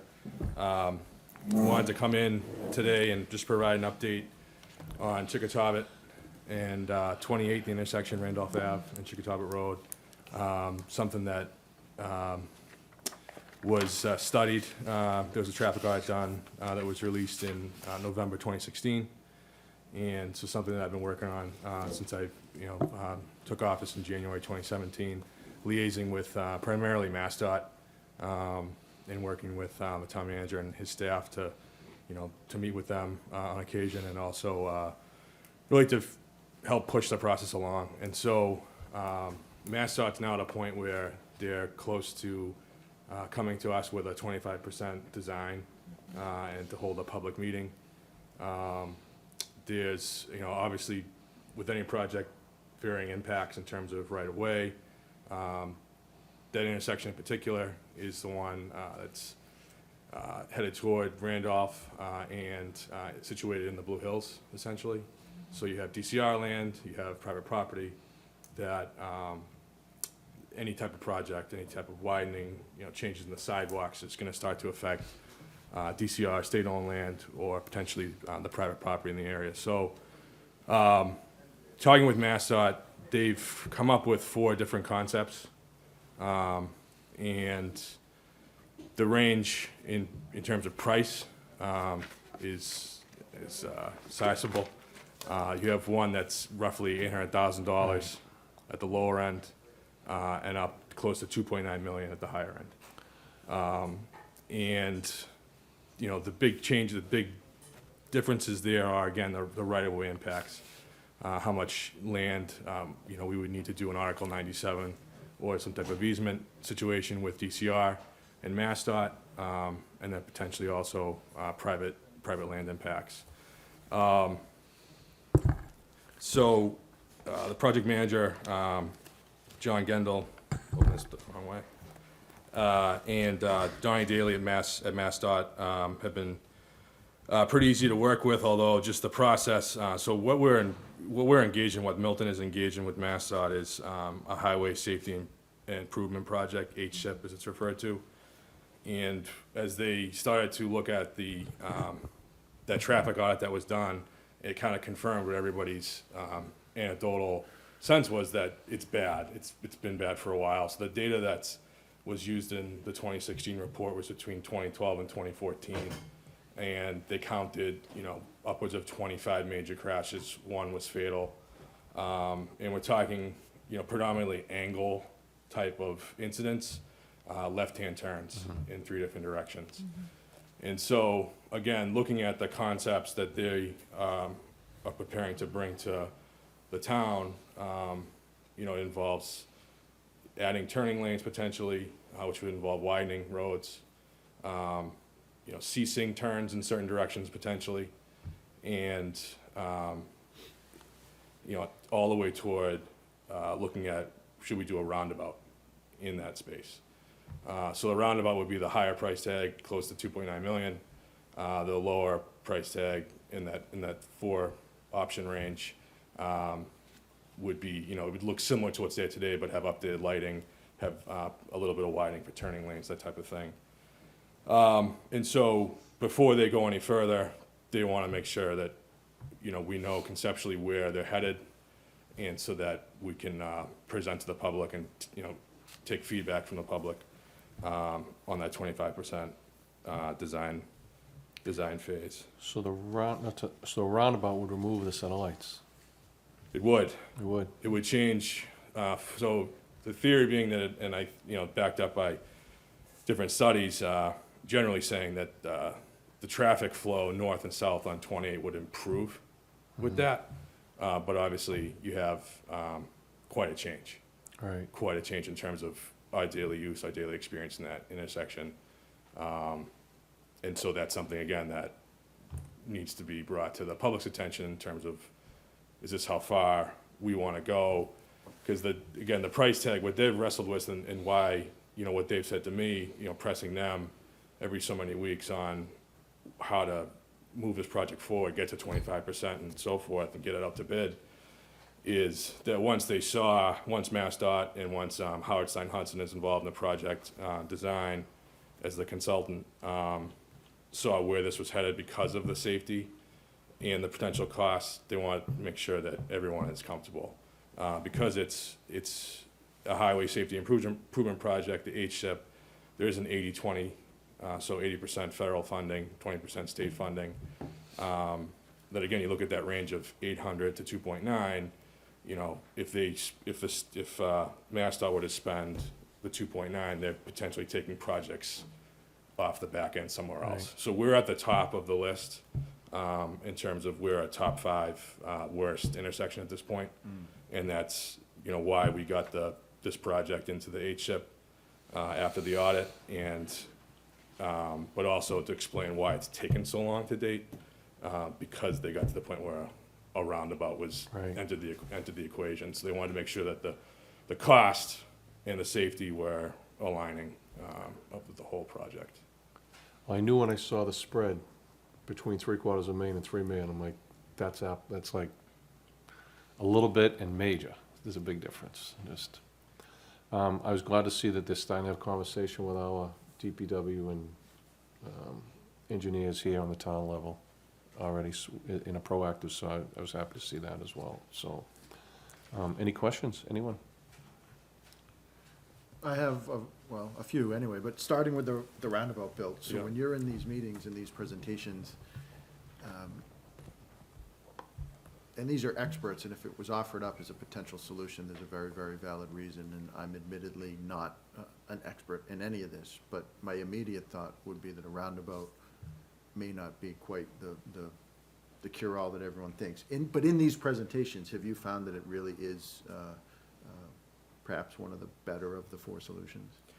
I think I mean, in terms of the benefits of the no left turns, and if you look at that 2016 report, the audit, it's just dominated by the angle incidents on left-hand turns, and so you're essentially eliminating that completely. Sure, of course. You know, we're not West Roxbury, we're not other places that already have roundabouts, Yeah. and so there is a learning curve there. Right, that's And what I I'm think concerned that's, about. yeah, and that's, I think, why, you know, if MassDOT were to bring that particular design to as the 25%, I think we need to really have conversations about that, and how much of a change that would be. You know, listening to, you know, the quote-unquote experts and the folks involved in the design to date, in the conceptual designs, the 4 options, you know, to get from, you know, 1, 2, 3, and 4, the options, they're basically confirming that the traffic flow studies that they're looking at and the conceptual design warrants them potentially bringing that as the option. Sure. And so, you know, that's, I think, Mr. Town Manager, I don't know if you have any other. No, I mean, if you take a look at like Kosciuszko Circle in South Boston, right, it probably handles the same amount of volume as, so that's where Columbia Road meets Yeah. Marcy Boulevard, right? You'd be surprised how many vehicles can get through that intersection. There is bottlenecking that takes place. But I think ultimately, being in the top 5 for roadway safety and fatalities occurring at that intersection, that's something that the state has to look at. Sure. And there is a cost associated with that, and there is a driver behavior that comes with that. Obviously, I think the main push is the north to south traffic, and those left turn, probably the left turn heading southbound on 28, trying to head into the Blue Hills is probably where they see most of the accidents. But yeah, that would be comparable if you look at like West Roxbury Parkway at VFW Parkway. There's a very successful rotary that works there. But again, I applaud the state reps. I mean, we stood out on Randolph Ave one morning, and anyone that would put their life out there, it's a dangerous, dangerous road. Sure. And when you head southbound and you have 2 lanes of traffic that turn into 1 lane, you Right. can understand where the land taking might have to occur. And the efforts that have to, or the steps that have to take place in that process. So we are meeting with them tomorrow at Town Hall. They've come to present these 4 ideas to the Public Works officials for input, and then as the state rep and the senator have been working very diligently with District 6 at MassDOT, and I can't thank the state rep and the state senator and Donnie Daly specifically, who's our liaison to MassDOT, for expediting this. Obviously, it being so high on the crash list expedites that, but taking a good hard look and moving it up on the list, albeit to probably sacrifice another project or 2 if it heads towards the more expensive, or whatever the safest mode of transportation that they come up with. But yeah, there is a meeting in Town Hall tomorrow, an internal meeting with our folks and MassDOT folks. So great work by the rep to get it to this point, and I think we're all aware of, if you talk to anyone in the public safety circle in the town of Milton, it's, Randolph and Chickatobit is the most dangerous intersection we have in town. It's the 7th most dangerous in the Commonwealth, I think, based on that data that you Right. sent, based on crashes annually. It's in the top 10. I don't know if it was 7, Yeah. it's definitely Number the top 10. 7, yeah. So, and we all know that, that it's dangerous, anyone that lives in the town of Milton. But my next question, and this is really open to anyone, so if you're coming down Route 28 Randolph Ave, coming into Milton, and I know on the right-hand side is that parking lot that trails the Blue Hills, and I believe on the left-hand side is also the Blue Hills. As There's you actually a cross house. Chickatobit, on the Yeah. right-hand side, there's a house. But that other corner, is that private property from a house up on Parkwood, or is that not? Who does that belong to, is my question? I think that property belongs to the last house on Randolph Ave as you head southbound, a portion of that land. Okay. Yeah, and I think a piece of it is DCR. I think if you're on Unquity, Uh-huh. on Chickatobit, Chickatobit, yeah. it becomes DCR, but I think if you're on Randolph, a portion of that is the last address on Randolph Avenue as you head southbound. Do you know where I'm talking about? Oh, Rick? yeah, so, and just a little Because there's no follow. house there, so I don't know who it belongs to. And actually, on the other side, And this is related to the easement question. Okay. yeah, on the coming into Milton, the left-hand corner, I don't think it's there anymore. That was, when I became a policeman, that was the district captain's house to the MDC police. I think the house may be down now, so I know that's definitely theirs. But just to your point, on the last major project, which has got to be close to 20 years now, when they did they took 100 feet of the hill out, because that was to give you a better line of sight coming into Milton, which obviously didn't work. That created the set of lights at Hillside and 28, created the set of lights at Reed and 28. There was a lot of taking on those abutting houses on 28 to make the road what it is today. But I understand that. To each of your points, I mean, look at, from my perspective, I've been in more accidents and fatals there than I can count. Representative Driscoll is correct. The majority of accidents, particularly the serious bodily injury accidents, occur from left and right-hand turns. It's not speed going through, well, I didn't think of it, now that you say that, I didn't know what the major one, I knew it was 3 million, I didn't know what the proposal was, but I do understand that a rotary is a way to absolutely eliminate that and push more traffic through, be able to handle more. So I just want to see us do the right thing, because we're going to get one bite here. I think we need to do it right. I really do. I think we need to do it right, because we're not gonna get a chance. You know how things go with the Mass Dot, you know, you get in the queue, so we're in the queue. Right.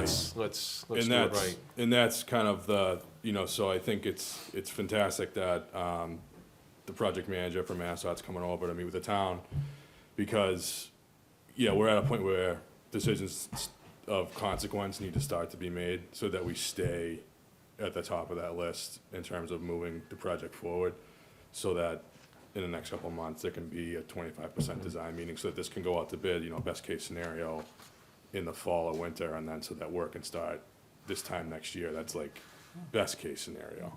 So we You like have that to keep idea, it don't you? moving. So the key is just keep it moving, and so the quicker that we can, that the town can say conceptually, let's go this direction, the better. But, you know, that can't be done until they come and present, so. Well, on behalf of all of us and everyone here, thank you for your efforts on this and moving this forward. Thank you, thank you. Absolutely. Thanks to Thank you. Mike, too. Thank you all very much. Donnie Daly, MassDOT, can't say it enough, he, whether it's a small item, or a big one such as this, really terrific to work with, District at MassDOT for us, I know. Mike's known for a long time, so that certainly helps. Yeah.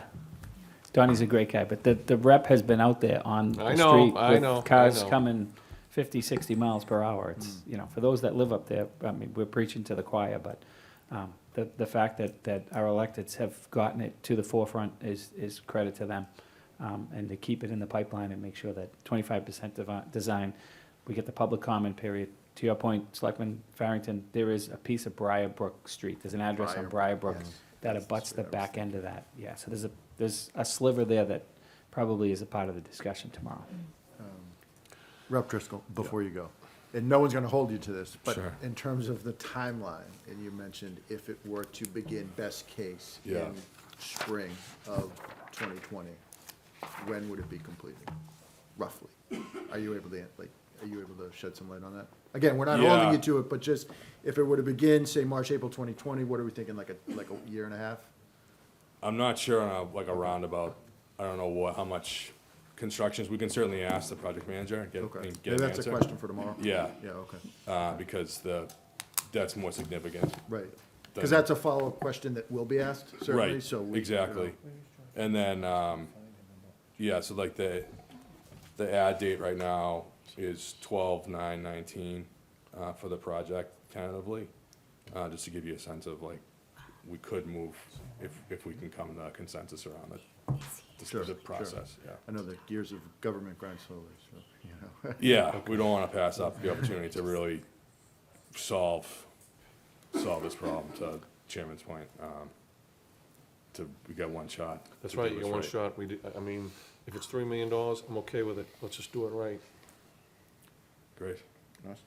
Thank you. Thank Thank you you very very much. Thanks for everything, Bill. Thanks for your Thanks, Bill. efforts, Thank too. you. And just to clarify, none of the money will be town money. It'll all be state and Correct. federal Yeah, money. 8 State, federal, federal, 20 yeah. state. He's got the 20% in his notebook there. Yeah.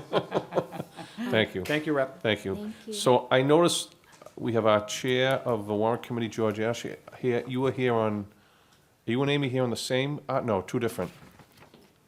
You've been waiting patiently, so. 15. Hold on for a sec. Item 15. See, I thought it was 11.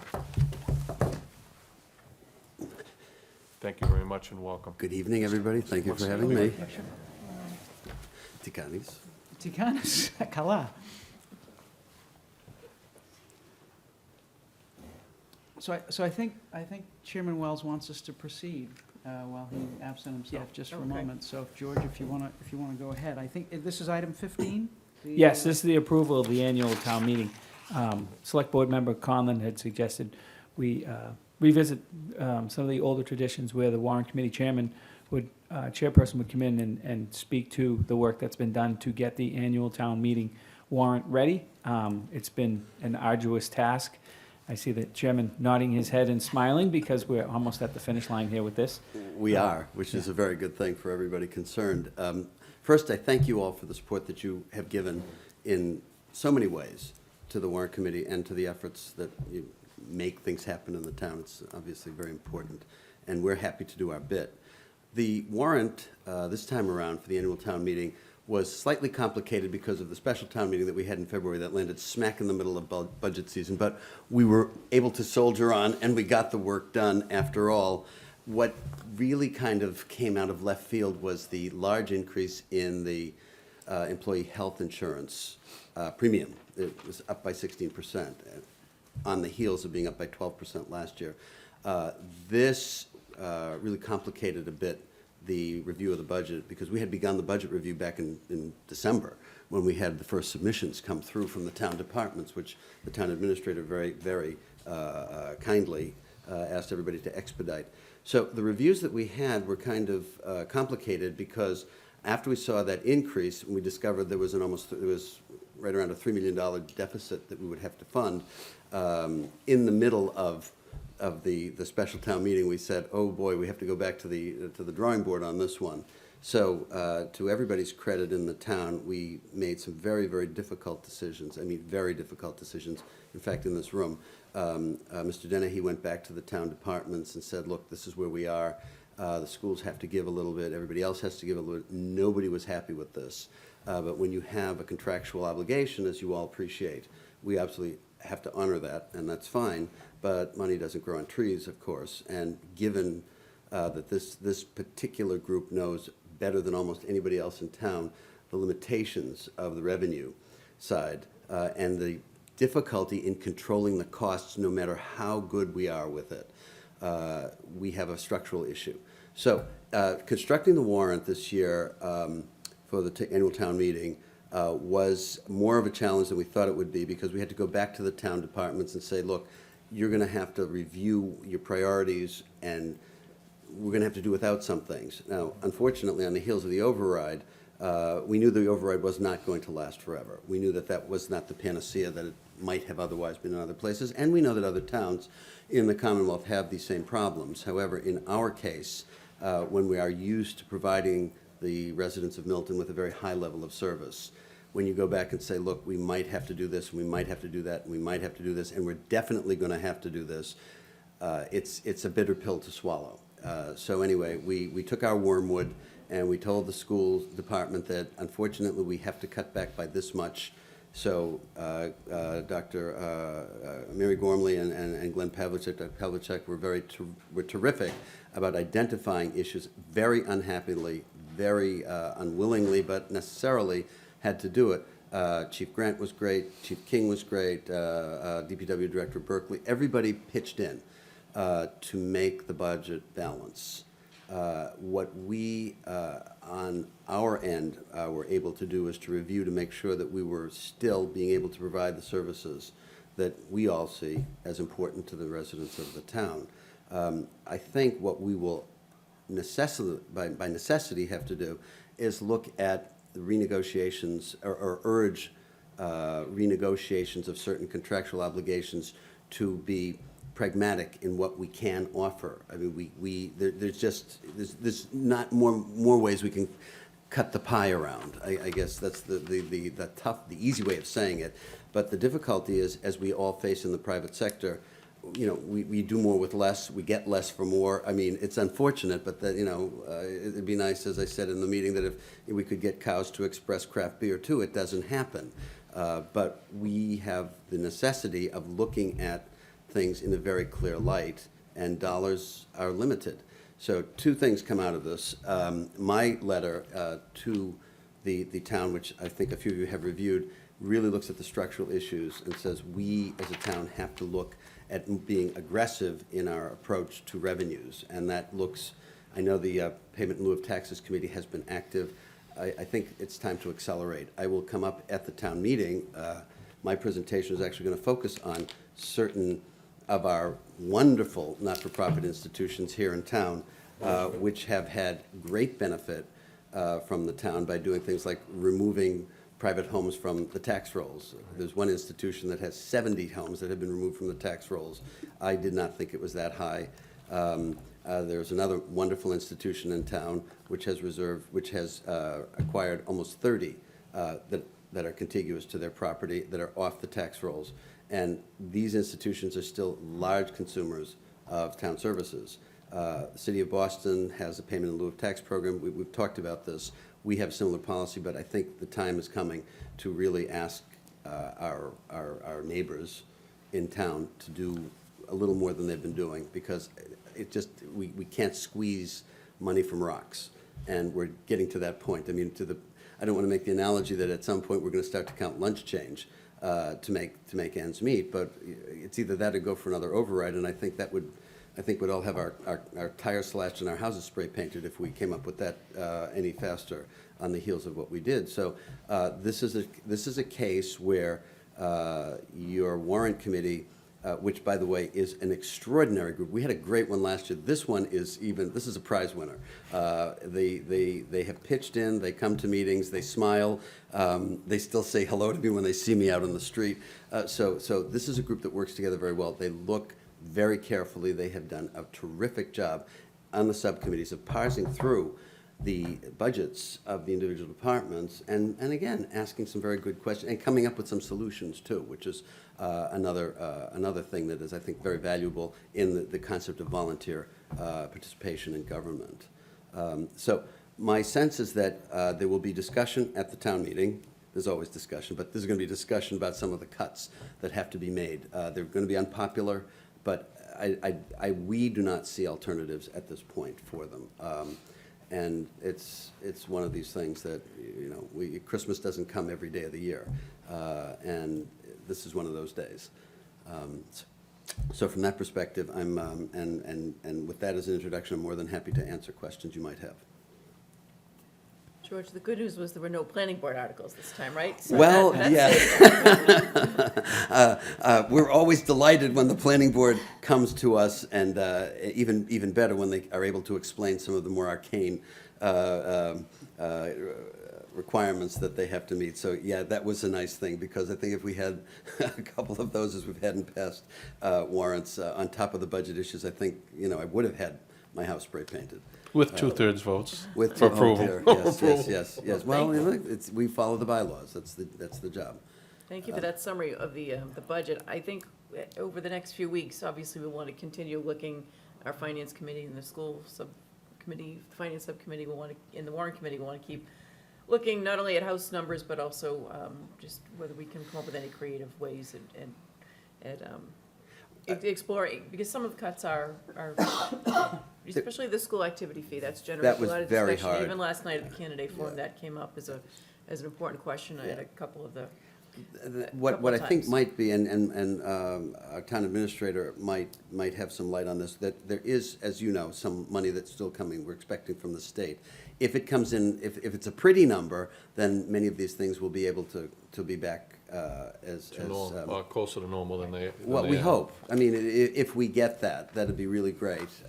In reality, what is really shocking is that we're at the margin. Okay, $3 million out of a $110 million budget isn't that big, really. It's just a little over 2%. But what it means to the town is kind of shocking. Sunday closures in the library, a loss of a few teachers at the elementary, the middle school, and not quite the high school level.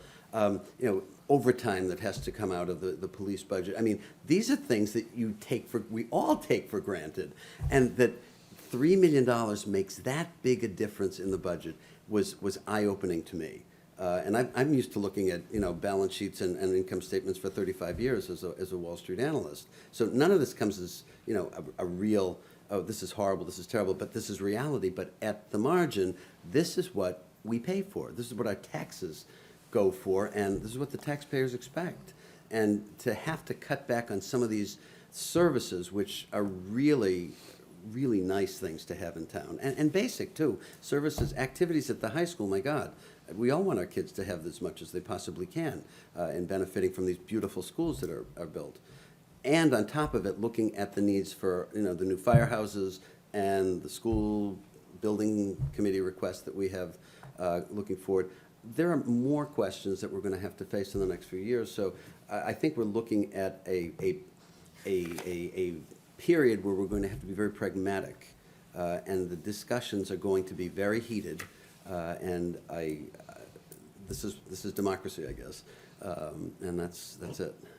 So Well, it wouldn't be the first time we've gone to town meeting with green sheets changing some of the numbers. So Absolutely, hopefully yeah. we'll be in a place where we're able to do something like that. That'd be great. That'd be one. I don't like green sheets myself. I know. None of us does. But if it's a green sheet that says something happy, then bring it on. I think you'll have a lot of people, doing cartwheels out of the door that night. And to that point, and to your point, Select Board Member Conlon, the conversation with Representative Driscoll's office today, it looks like the House Ways and Means budget should come out April 10th, which is 2 weeks from tonight.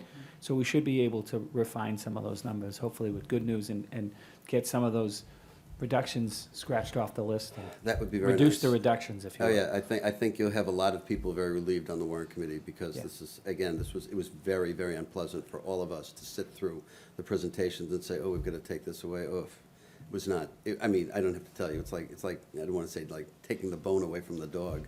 But, nobody growled, so I guess that's a good thing. Well, it never gets easy, and it's always a challenge each and every year. I mean, for as long as I can remember, my 30-plus years in the police, it's back to when Katie was chair of the warrant committee, and she would get up and make presentations about budget busters, and and I know how hard you have to work with this. It's not easy. And each department that comes in and makes their argument, and they plea about services that are essential to what makes the totality of our community. Absolutely. So- And you, I mean, you're chief of police. I mean, we also see what services mean to the town. And the idea of having overtime reduced for the police, I mean, what could that potentially mean? It Those could- are, as Chief King said, those are real bodies. Those are real bodies, real bodies. exactly right. And it's an unfortunate reality that we all have to face, but I think that the discussions that have happened in the past, we've confronted this before, and we'll manage through it. We have to manage through it. There is no alternative. Anyone George, else? how did we leave things on the free cash discussion? There will be some free cash that will be used one time. Many of them are one time, so it's not. It's an interesting comparison, because trying to do it from one year to the next, when you're backing out the free cash, it doesn't. The one-time items from free cash, it doesn't look quite so bad as it could be. But the reality is, we still start next year a little bit in the hole. And again, that's not a position we really like to be in, but it's an unfortunate requirement. It's a way to survive. It's Well, a way we have to to. We have survive. to. I mean, you can't cut everything. I Right. mean, so many things are going to go under served, or perhaps even underfunded. But if we have the reserve, we did have the reserve to do it, fortunately. Yeah. Other towns don't have that. And again, when you see the warrant, you'll see that we in Milton are in a better position than many other towns in the Commonwealth, because we're able to do that. Other people would just say, sorry, tough luck. We don't have to do that. We're going to cut back a little instead of eliminating completely. Yeah. But the free cash was a $600,000 figure that came through. Okay. But it included a few one-time things that if you back out, it'll be less than that. And if we have restoration of some state funds, it may even be eliminated completely. But again, it's nothing we've had to do in the recent past. And I'm hoping that we won't have to do it going forward. But it's a very decent question to ask, because it does cut into the town's balances. Can you recall, and I understand, you've been doing the Lord's work over the last I don't know several about weeks. that. and I your think you all committee. do the Lord's work. Can you recall which department, based on the budget that was initially presented, and when these department heads were asked to make reductions, which department came back percentage-wise with the greatest revision, the greatest reduction?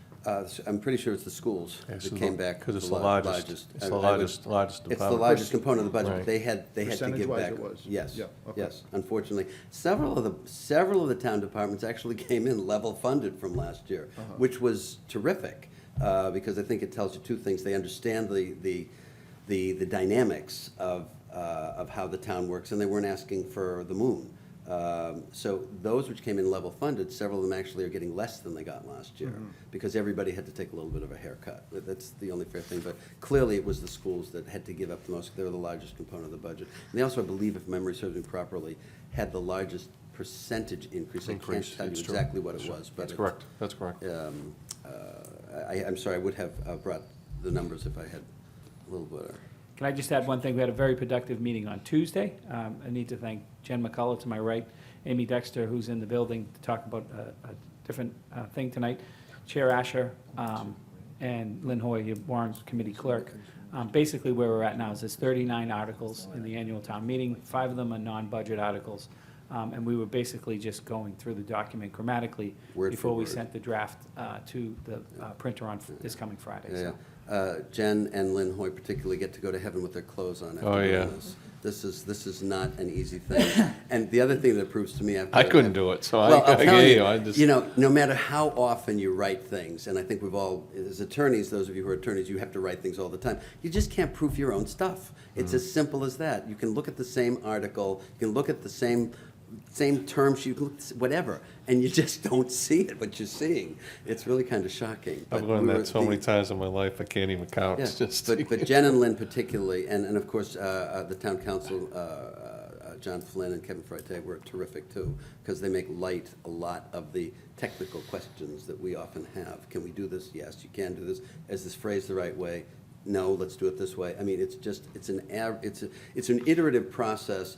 I don't know that people around town who actually get the warrant report know exactly what goes in it, but it's not just us. It's truly a group effort, and yourselves included, because I know we get feedback that's really very valuable. And for the people out in TV land watching us, this is your town at its very best, because everybody's pulling in the same direction. All right, you've been out late enough tonight. Anyone else? Are we good? Do we want to make the motions in number 14 while George Yeah, is here? yeah. So I'll move that we reopen the warrant for the May 6, 2019 annual town meeting. Give a second. Second. Any discussion?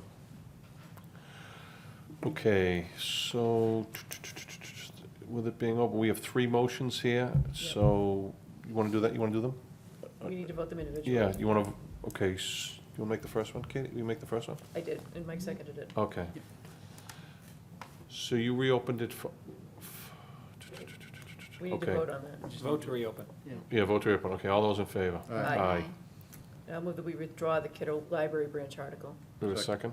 Second. Discussion? All those in favor? Just to point out Okay, that go the ahead. reason for that is that the library trustees have voted To and withdraw. asked us to withdraw. Yes. And that's that's the reason that we're doing that. Thank you. Any other discussion? All in favor? Aye. Aye. Okay. And I'll move that we close the warrant for May 2019 annual town meeting. Seconded. Discussion? Oh, go ahead. You have discussion? Do you want to, do we want to, while it's open, approve, Katie, on 15, approve the index and the greeting pages? I Do thought we we have were to gonna do do that that while it's next. open? I thought we were going to do that. I guess next. we, do Because we just, those could actually be combined if we just approve the warrant. We can do that while it's after closing, correct? 15? Oh, we can. Okay, Yeah, yeah. we just I close think- it. Yeah, because I'm looking, it Finalize needs the to be articles. open again. I was mistaken. So I have hearing a motion and a second. Any other discussion? All those in favor? Aye. Aye, thank you. I'll jump to 15. We have a motion here to approve the May 2019 annual town meeting warrant index and greeting pages. If I could have a think you motion can on this? combine these two, so I'll just move that we approve the town meeting and election warrant for the May 6, 2019 annual town meeting. Second. Discussion? All those in favor? Aye. Aye. Thank you very much. George. Thank Thank you. you, and please thank your Thank you, committee for Chairman. all their hard work. I will. Thank you very much. Good night. Janice? Good night. I'm going to go back to our town account. Amy Dexter is here. I'm going on Article 7, correct? Capital? Mr. Chair, I'm recused on this one. Okay. so I'll step up. Thank you for your patience. It's been a long night and it's that time of year for you, so. It is. um, Actually, I think the capital that I'm going to present tonight is related to the enterprise funds. So that's, don't know the exact article. Oh, I do know the exact. It's partially in Article 5, and then some of it is in Article 20, 21, and 22. So it lands in different places within the document. So the memo that I sent to the board dated March 5th summarizes all of it, but I have a few talking points just to summarize it and put forward what the committee had under consideration. So I'll start with water enterprise. The town departments or DPW director submitted a total of $14.7 million in capital requests for fiscal year 20 to 24.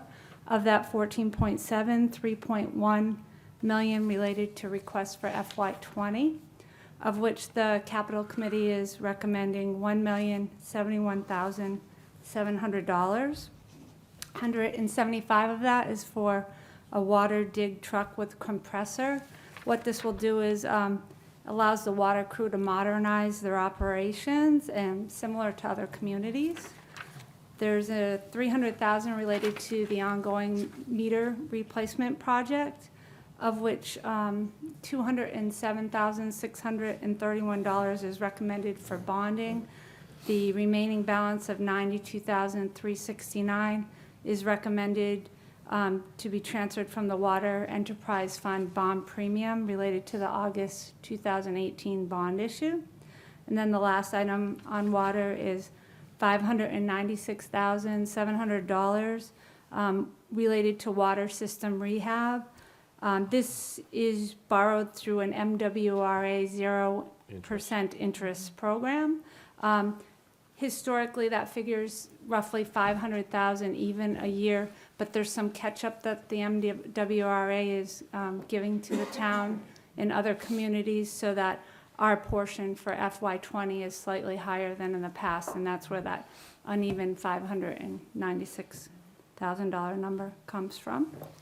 On the Sewer Enterprise Fund, we received $7.2 million of total capital requests for fiscal 20 to 24, of which $1.5 million related to FY20, and the Capital Committee is recommending that this be fully funded.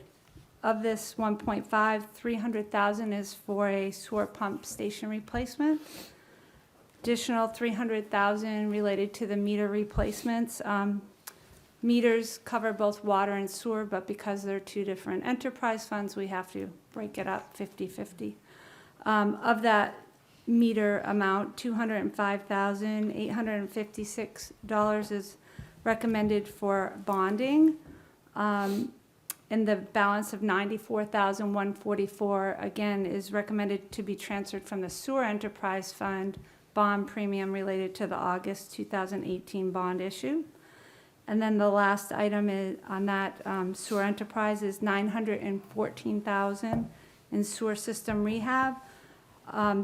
This one would be $228,500 through an MWRA 0% interest loan program, and the balance of $685,500 is through an MWRA grant program.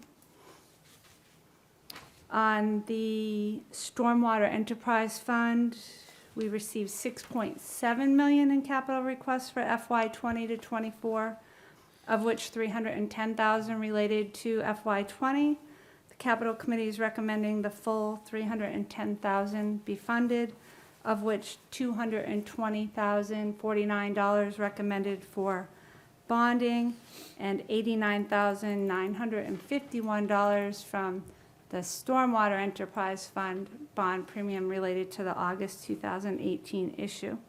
One other thing I'd like to mention that I bypassed on the Water Enterprise Fund, of the 3.25 requested for FY20, the difference between that and the $1,071,700 that we're recommending relates to water system rehab, which what he actually needs to catch up is $2,650,000 a year over a very long period, and frankly, we just can't afford to do that. So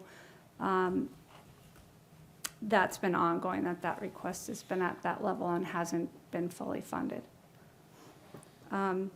Just to know, any of the related debt service that arises from any of this debt issue would, in a future year, be shown in the warrant in the related enterprise fund operating budget articles. Does that make sense? Say that again, please. So any of these authorizations, once it's bonded, will result in principal and interest, and there's separate articles in the warrant where town meeting is asked to approve Bonding. annual budgets for each of those enterprise funds, so it would roll into there. There's a line for debt service in those articles. Great, thank you. Okay. That makes sense. So I think that's pretty much it in a nutshell. All of these different things that are in the letter would, as I mentioned before, would either show up in Article 5, which is the main capital article, or Article 20, 21, or 22, which is further in the back. There's some individual capital articles for the enterprise funds.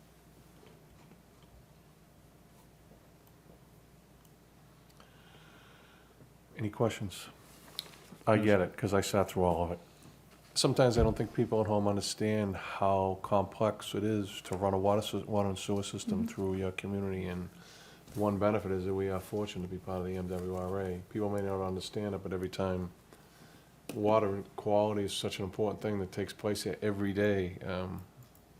And one thing I say to people, actually one resident came to me not too long ago, when you see the DPW out doing some of these projects, you get to see clearly just how archaic and old our water system is. And so I get it. I mean, we could probably do a lot more, but this is the best we can do this year. So I appreciate all the hard work that you're doing, particularly Chase as well, helping you and bringing this together, moving it forward.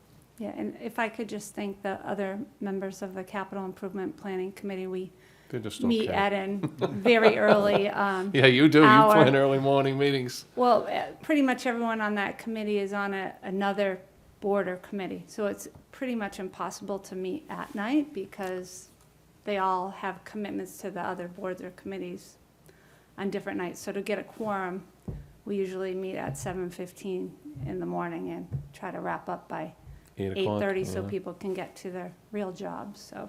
You make it work, and that's a Yeah, credit and to they your do, effort. and they're committed, so, you know, I just want to say thank you to all of them.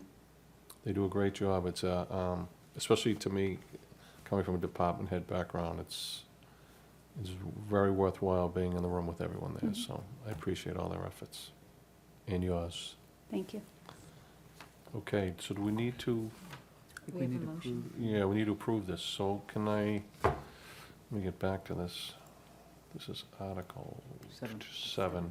So we have a motion before us. Would someone like to make a motion to approve the recommendation from the Capital Improvement Planning Committee from its March 5th, 19 memo, which we received tonight? I move to approve the recommendations from the Capital Improvement Planning Committee from its March 2019 memo. Second? Second. Discussion? All those in favor? Aye. Aye. Thank you. All right, Thanks, Amy. thank you. Thank you very Amy. much. Thanks for your time tonight. It was an early morning. You was, I don't know, a long day for you. All right, now I gotta get us back on track. Okay, 6 is done, 7 is done. 9. 8 is done, 9. Mr. Zulus, we're gonna go, an update quickly from you on the Traffic Mitigation Committee? Very quickly, and Mike can fill in perhaps with some specifics. We have, as a result of our public meeting and as a result of the online tool for residents, taken on a significant number of comments. And it occurred to us in going through those comments that there are some things that we might be able to deal with on a short-term basis, some short-term fixes that will help some of the issues that have been identified. And so, so the idea was to recommend those short-term fixes to the Traffic Commission, and I think some of those were considered this evening. Yeah, Correct. They're meeting tonight, at the same time we are. And so, and then the Traffic Commission will recommend them to us. They started with the Traffic Mitigation Committee, but we didn't want to make a big show of it, we just wanted to get it done. So it's hopefully where they were approved this evening by the Traffic Commission, and then it'll come to us and we'll approve those recommendations. So that's the short term, to try to fix some things that we can fix on a short-term basis. And then the long term is really some of the more long-term issues that we're dealing with, and that will you know, I don't need to go into detail this evening. Mike, you might want to supplement, but we'll be coming in. We have an obligation to come in quarterly, so we'll be coming in probably over the next, you know, one of the 2 or 3 meetings, or perhaps to make a report on, you know, how we're looking on a long-term basis. So Mike, you can supplement. Sure, yeah, and thank you, Select Board Member Zulus. We ran a report from Wikimap last week, about 9 days ago, and at that time, there were 400 requests that had been created on Wikimap, which was a pleasant surprise both to Howard Stein Hudson and the Traffic Mitigation Committee. To Mr. Zulus's point, we did identify some issues from the public information session that we heard, and DPW and members of the Traffic Commission are looking at Wikimaps daily. 2 of those points, one of them being don't block the box on Wharf Street, and a potential stop sign at Laythorpe and Churchill Street were presented to us at the listening session on February 28th. And I think it was a collective agreement of the Traffic Mitigation Committee that there is some quote-unquote low-hanging fruit that the Traffic Commission to take a look at, and it would be productive to address some of these as soon as the weather breaks. Obviously, painting and don't block the box if it's approved by the Traffic Commission tonight would be something that would be weather permitting, but a stop sign that would be necessary, found to be necessary with the Traffic Commission. So we will continue to do this throughout the term. I believe there's a formal report due to this board in December, but under the leadership of Chairman Mullen, we've had some very productive meetings every 2 weeks. We meet tomorrow morning again, very early. We do have a very resilient member, a resident who shows up weekly, bi-weekly, Mr. Toma, who is here with us tonight, who is... Why am I not surprised right? by this? But it's a very productive, we've had some guest speakers come in.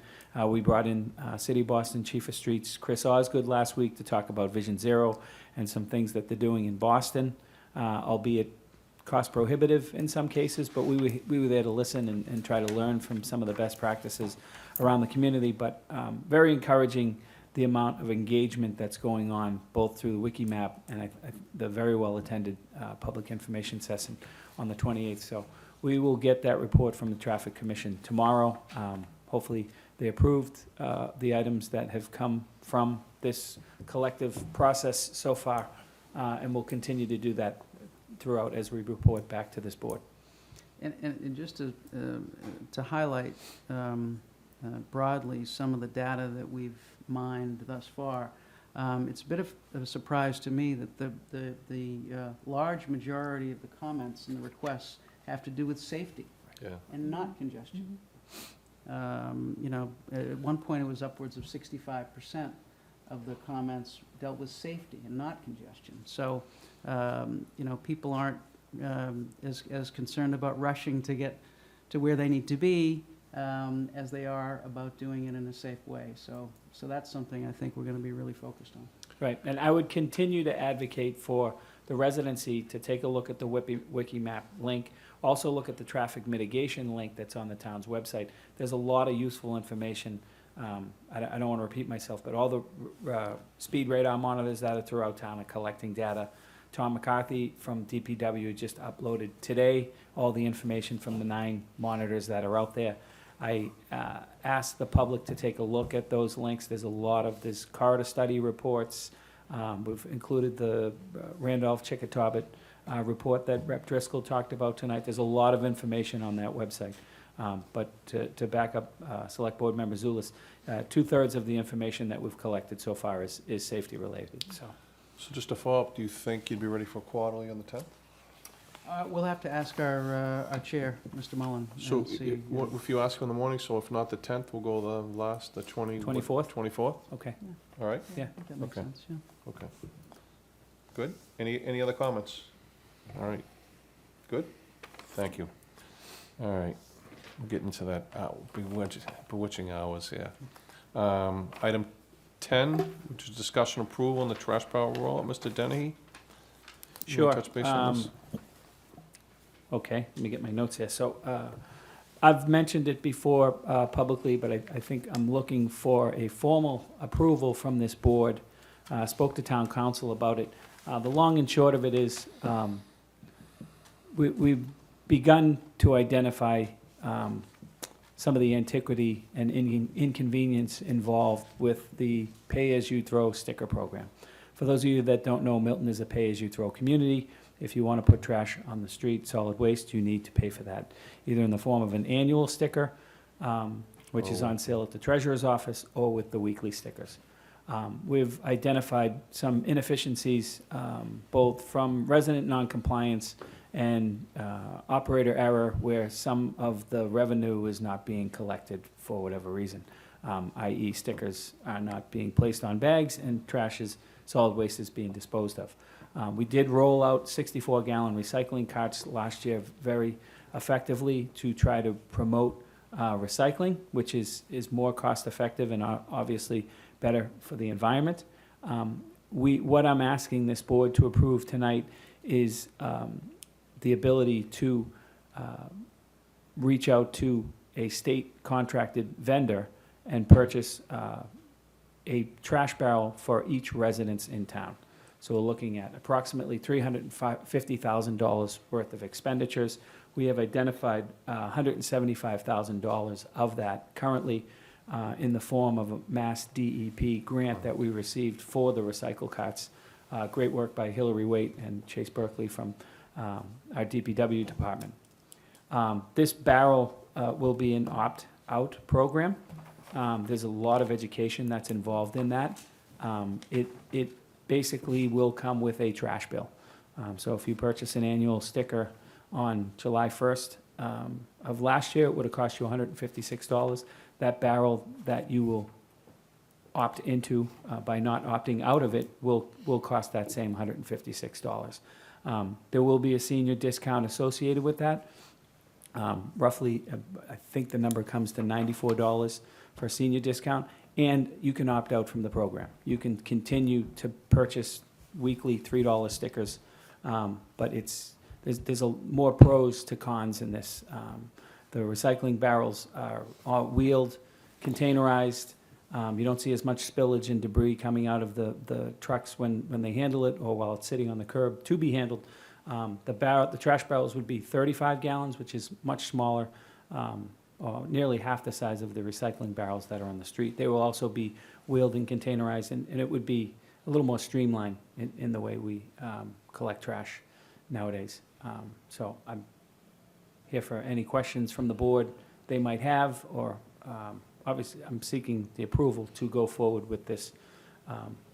Again, education is going to be key because there are many people in town that use the weekly sticker, if not the annual sticker. And again, this is not a punitive cost to the taxpayer. An annual sticker currently is $156. This barrel would replace that.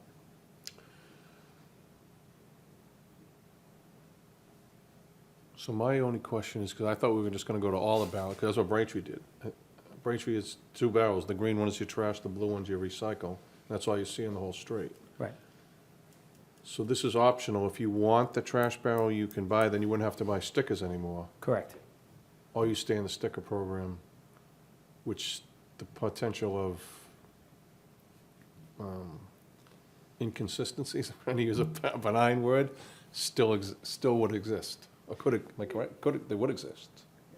Yeah, I mean, I can say I was an unwitting scofflaw, and I'm looking forward to having the barrel, so So you ran out of stickers, you had No, no stickers? I didn't Oh. realize that we were away this summer and we hadn't bought a sticker, and, they kept taking the trash, and then we realized. So I was an unwitting scofflaw, so I'll be looking forward to buying the barrel, so I won't. The worst thing in the world is 10 o'clock at night on the night before, and you realize you have no stickers, and you have to run out and get them. And that's the I mean, I like that idea. Right. Yeah. Well, but I think there's data from other communities that says the opt-out is usually a small portion. Correct, yeah. Of people that wanna That's opt a out, great of point. people- Yeah, a lot of the people, it's a minimal amount, 5 to 10%. Kathy Mirza, who's been working with the Solid Waste Advisory Committee, she's our Mass Department of Environmental Protection liaison.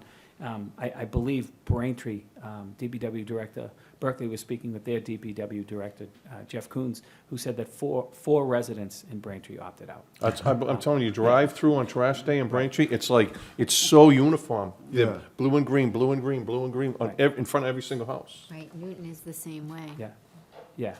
So, and obviously the education piece for that, for those that choose to opt out, and just the information as to why the town is going in this direction. We've tried to qualify, we can qualify the numbers, it's not an exact science to quantify what the increased revenue could be, but you can imagine, and the trash collectors who pick up trash in other communities that may not be pay-as-you-throw, the last thing they do when they lift the barrel is look for a sticker sometimes, because that's not their normal behavior in other communities. So they unwittingly become scofflaws as well. Well, they do, and, if you watch too, especially in the system we've gone to now, a 2-day system where they're doing our entire town in 2 days versus 5 days, which is how it used to be. And when you add into into things like the winter and snow, and they're moving down the street real quick, and it's early in the morning, and traffic's trying to move, but, you know, the last thing that one guy on the back of the truck is looking for is each and every once, oh, stickers. They just wanna get the street done, and so they're trying to move as quickly as they can. I get it, and so my only last question to you is, how much is the barrel? It's 8,805 barrels is just under $350,000. But for a resident, get the barrel, do we pay any money for it? We'll deliver a barrel to your house, and we'll send you a bill for $156. A year?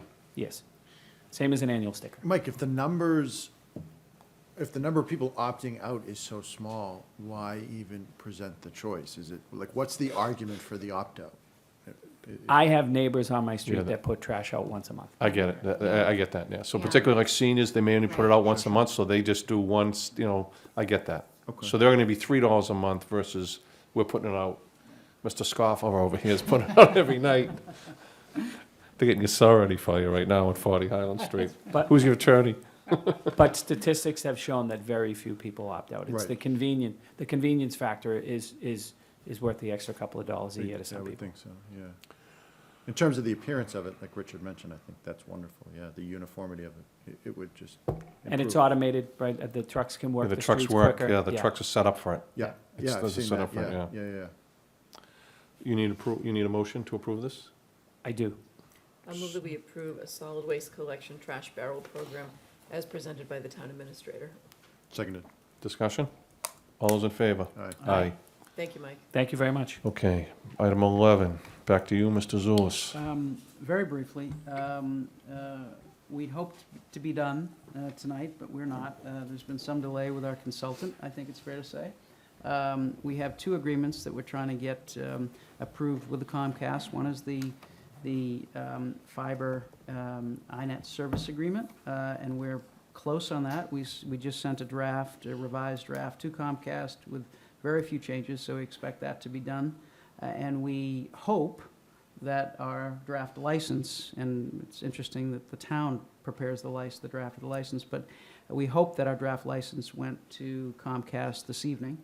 And so I'm always hopeful that we can get this done by the next meeting, but that hasn't happened before. But anyway, it's moving along. It's not moving along nearly as fast as I'd hoped or as Mike hoped, but we're getting there, so. Okay. Thank you. Anybody? So the draft went from Attorney Solomon? Yes, Yeah, both, okay. hopefully both. Definitely the one, and hopefully the license went this evening. Okay. Anyone else? Are we good? Comments? Okay, thank you.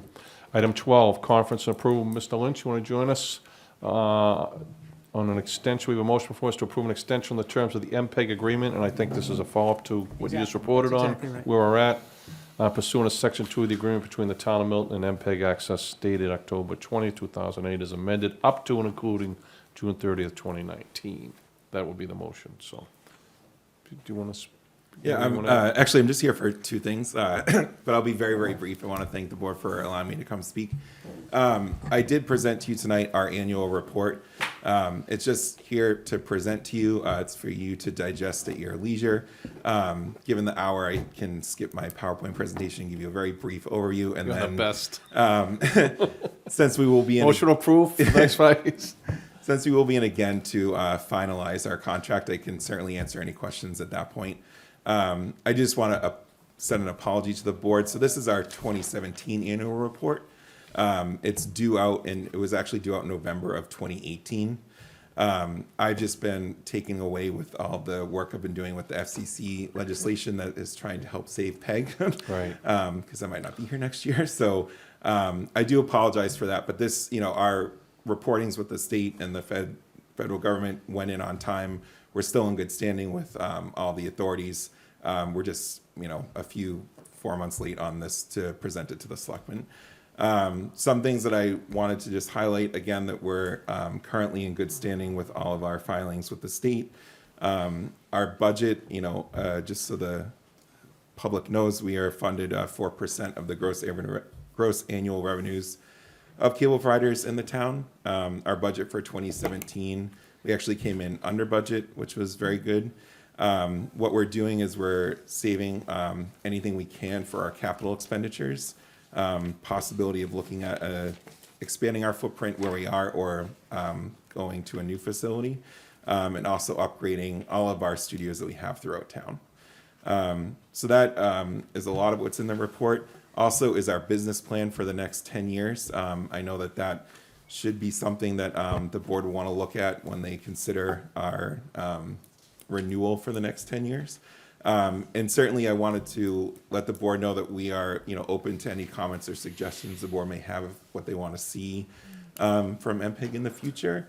Any programs you might want us to develop, any meeting spaces that we haven't built out yet, things of that nature. So that is what's in the report. And the second item here for is that our contract does expire at the end of this month, so we're just seeking the next extension, which we hope will be the last temporary extension before the actual content agreement. All right, thank you. Any comments, questions? I'll move to approve an extension to the terms of the MPEG agreement pursuant to Section 2 of the agreement between the Town of Milton and MPEG Access, Inc., dated October 20th, 2008, as amended, up to and including June 30th, 2019. Second. Discussion? Yeah, can we just add to it as a friendly amendment and to authorize the chair to sign the extension agreement, because it's set up just for the chair to sign. You accept Yes. that? Acceptable? Yes. Okay, accepted. Any other discussion? Who seconded that? Someone just seconded, but did you I second? did. Melinda seconded, okay. Discussion, good? All those in favor? Aye. Thank you, Michael. Thanks for your patience you. tonight. Okay, 14's down, 15's down, 16. This is approval on a license change, the Walston Golf Club change of officers directors, amendment of their application for the ABCC. We have a motion before us which is gonna change their director. Anyone have to recuse on this? No? I'm a member, so I probably. Yeah, all right, so Mrs. Collins is recusing herself. I'll accept the motion if someone wants to. I'll move to approve an amendment to the ABCC application for change of officers/directors at the Walston Golf Club. Seconded. Discussion. All those in favor? Aye. Okay, item 17, approval of meeting minutes. We have a motion was to approve the March 13, 2019 Select Board minutes as written. Any amendments, anything friendly, anything? I think there were some amendments that came in today. Is that right? I thought I saw there was some amendments that came in today from, I didn't see. I didn't You see did- that. You did them Missed and that. put them in, okay. oh, they're already in. And they're The ones- updated. Okay, great. So I'll move to approve the March 13, 2019 Select Board minutes as written. Second. Discussion? All those in favor? Aye. Aye. I just lost my place here. I just went off. You're gonna save me here, Jen. Okay, 18. Approval of boards and committees, appointments to the tree warden. Tree warden's been a popular subject here. Does anyone know who the tree warden is? I do not, I'll move that we reappoint Branch Lane of 85 Highland Street as the tree warden through March 31st, 2020. Second. discussion. I knew the answer to that anyway. All those in favor? Aye. Aye. 19, approval annual report. Selectman Collins submitted and distributed the board's 2018, which we've all gotten. So we have a motion here. Katie, you want to make the motion on this? I think someone else probably should. Okay. I move to approve the Board of Selectmen's FY 2018 annual report as written. Do you have a second? Second. Discussion? All those in favor? Aye. 20, discussion approval Ewan Rink contract extension. We have a motion here to approve the contract between the town of Milton and Curry College to manage and operate the Max Ewan Rink through April 20th, 2020. Comments, anything? I think we all have it, I know. I move that we approve the contract between the town of Milton and Curry College to manage and operate the Max Euland Rink through April 30th, 2020. Seconded. Discussion? All those in favor? Aye. Aye. Thank you. Mr. Dennehy? Mr. Chairman, members of the Select Board, and I do say Select Board because you are now officially the Select Board. The Attorney General's office approved the October town meeting article on March 15th, and town is taking the necessary steps to update the website. We've yet to order letterhead until after May town meeting. that'll signify that, but business cards and applications throughout town will represent that gender equality town meeting article that was approved by the Attorney General's office. A couple of housekeeping issues. I would like to formally welcome 3 new patrol officers to town. Patrolwoman Mitchell, Patrolman Menchie, and Patrolman Marinelli, who were pinned last week and were sworn in by the clerk at Town Hall last week as well. So welcome to the police force. Be safe, and we appreciate your service in our town. I don't know if the police chief? Oh, I hired 2 of them as cadets, so I'm very familiar. I saw the graduation. I actually saw Joe Marinelli on Sunday, so congrats to them all. I think they'll do a great job and continue in the historic tradition of the Milton Police Department. Thank you. I touched upon it earlier tonight about the consolidated effort. As we talk, a truck is coming from Minnesota with first round of street hockey infrastructure that Senator Timilty secured through a grant through Massachusetts Arts and Tourism. So that equipment should arrive on Friday. A coordinated effort to get that installed temporarily at one of the basketball courts down behind the high school. Those 2 basketball courts, just for reference, will be reconstructed in their entirety starting sometime in July. So there'll be 2 brand-new basketball courts there. But the Parks Commissioners decided recently to temporarily install the street hockey infrastructure, which should go down this weekend and remain there till sometime in mid-June, when the formal Youth Street Hockey League, which participates up at Cunningham, will continue to participate at Cunningham, but they will have their year-ending championships some Friday night in June before the equipment comes down and finds a more permanent home. So that we should see activity down behind the high school this weekend on that. Next Wednesday and Thursday, we begin our first spring yard waste curbside collection. So get out those rakes, everyone. I'm sure there's a lot of Some had it out debris. today. Some had it out today. Yeah, I know this weekend's going to be raking weather. And then just lastly, I want to thank Director of Veteran Services, Kevin Cook, who announced today that the Flags In Day will take place on Saturday, May 4th at the Milton Cemetery from 8 a.m. to 12 p.m. Any and all are welcome to attend and assist. I know Chair Wells, you were there last done it. year. It's- 2,500 flags have been ordered to be placed at the grave sites of service members, so. You were there, Melinda, you were there. Yeah. Right. That's all I have for now. So, we're good? All good? Good. So I Yep. only have 2 things. One is obviously several weeks old, but I wanted to thank again Holly Concan and Jordan Redden. I participated, as you did, in Celebrity Chef for the day, and was that what it was? Celebrity I Chef, can't even correct, remember. yep. It was a great experience, and I love going to that school every time I go there, and it was a lot of fun. I did with Senator Timilty and the young woman who spoke tonight, who came, that runs the drama for the kids. It was great, it really was. We had 180-something kids, it was quite a line, so. And the second thing is, I don't usually talk about my private life, but it became kind of public. Most people know that my son became very ill 5 weeks ago and wound up in a multi-day stay at BI Milton, which is someplace I never expected to be, but I really want to thank Rich Fernandez, but especially the doctors and all the staff on the 3rd floor who, it's all of a sudden you're sitting there and you're like, I want to go home, and you can't because you're just too sick. But I've said this very often, and we've had our discussions here about, but it's a great thing to have a hospital as your partner, as part of your community, and I'm very grateful to the care that I received from all of them there, so I wanted to make a point of saying that publicly. And that's all I have. Mr. Zulus. I'm fine. Mrs. Corliss. Ms. I have Conlon. no report. Mr. Farrington. Nothing tonight. Okay, so we did, 24 future agenda items. I did mention let's get the quarterly from the Traffic Mitigation Committee. I just do want to mention on Article 37, I'm correct, we do not need a referendum vote. Did I get that right? Now? the legislative action at town meeting, so we're good on that, because that was brought to me today.